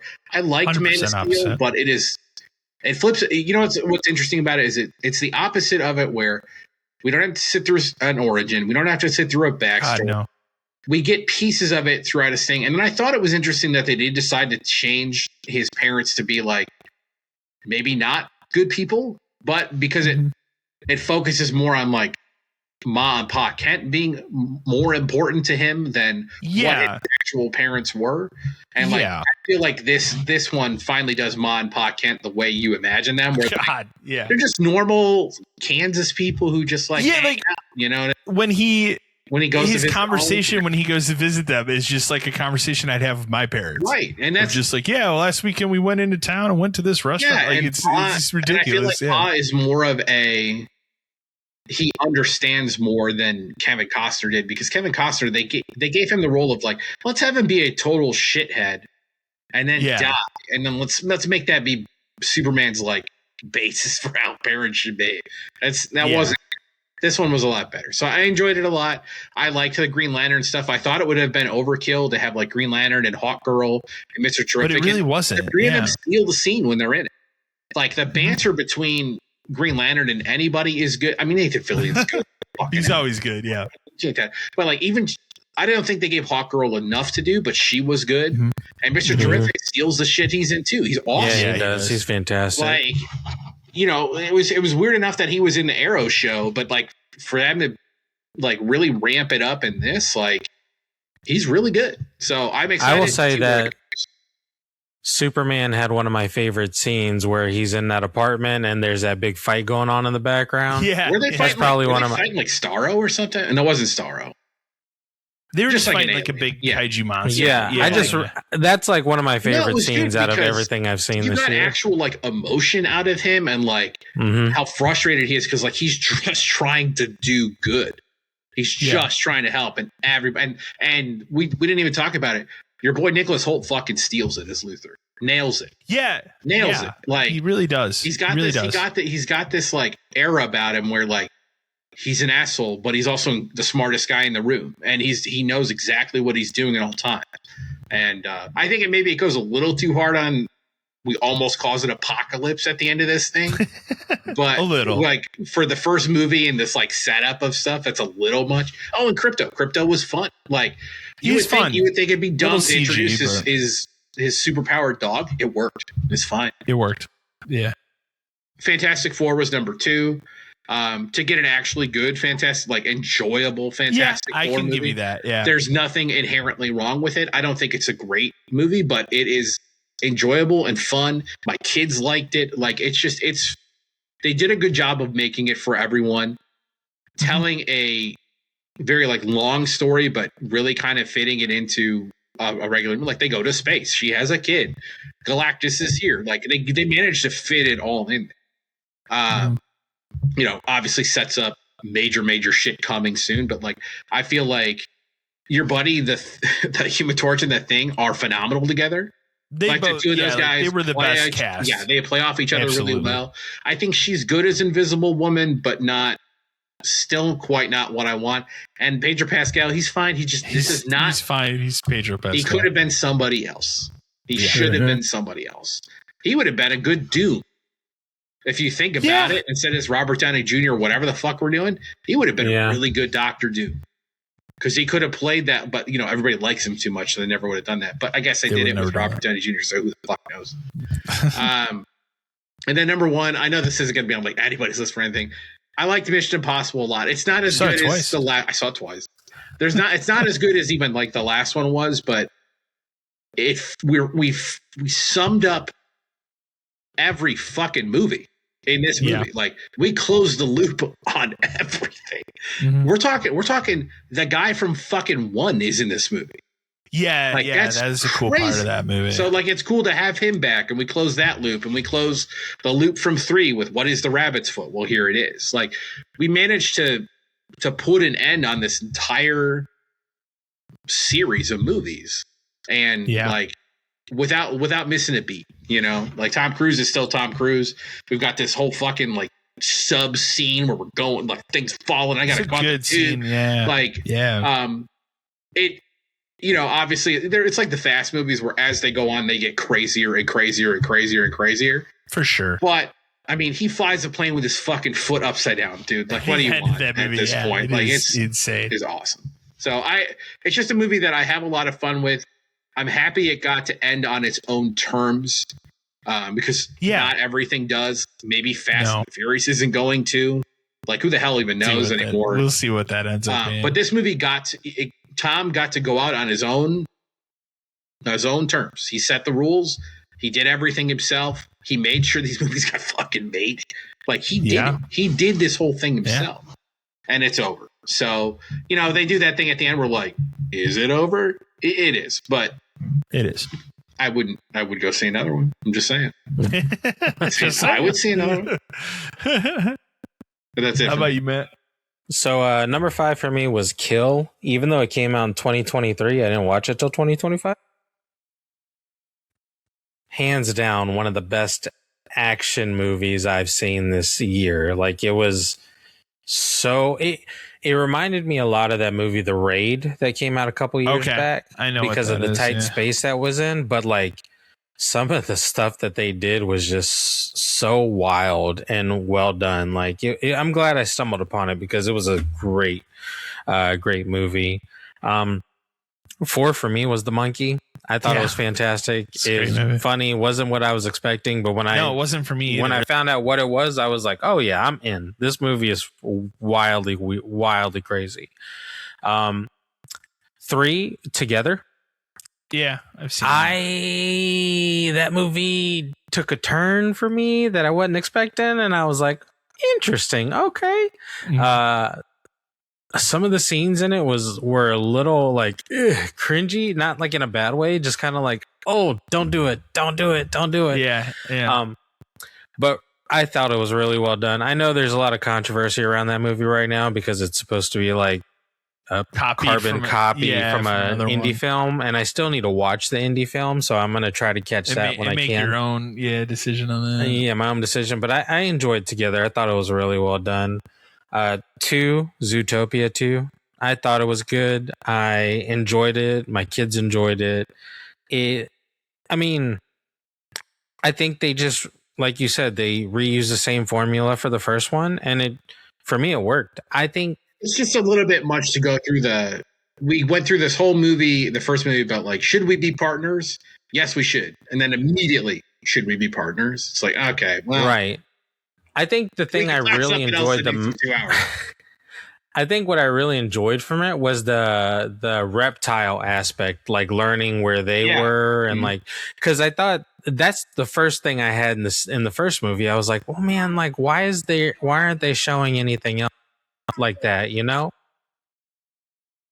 Was Short Round the guy that plays Short Round? Because I can never pronounce his name. My guy. Was he a voice in the first movie? No, or just he plays a snake in this one. So what I didn't even realize until this movie was that there weren't reptiles in the first movie. Like, I never thought about it, and then it turns out that this movie explains like there used to be, but this other group of animals basically forced them out.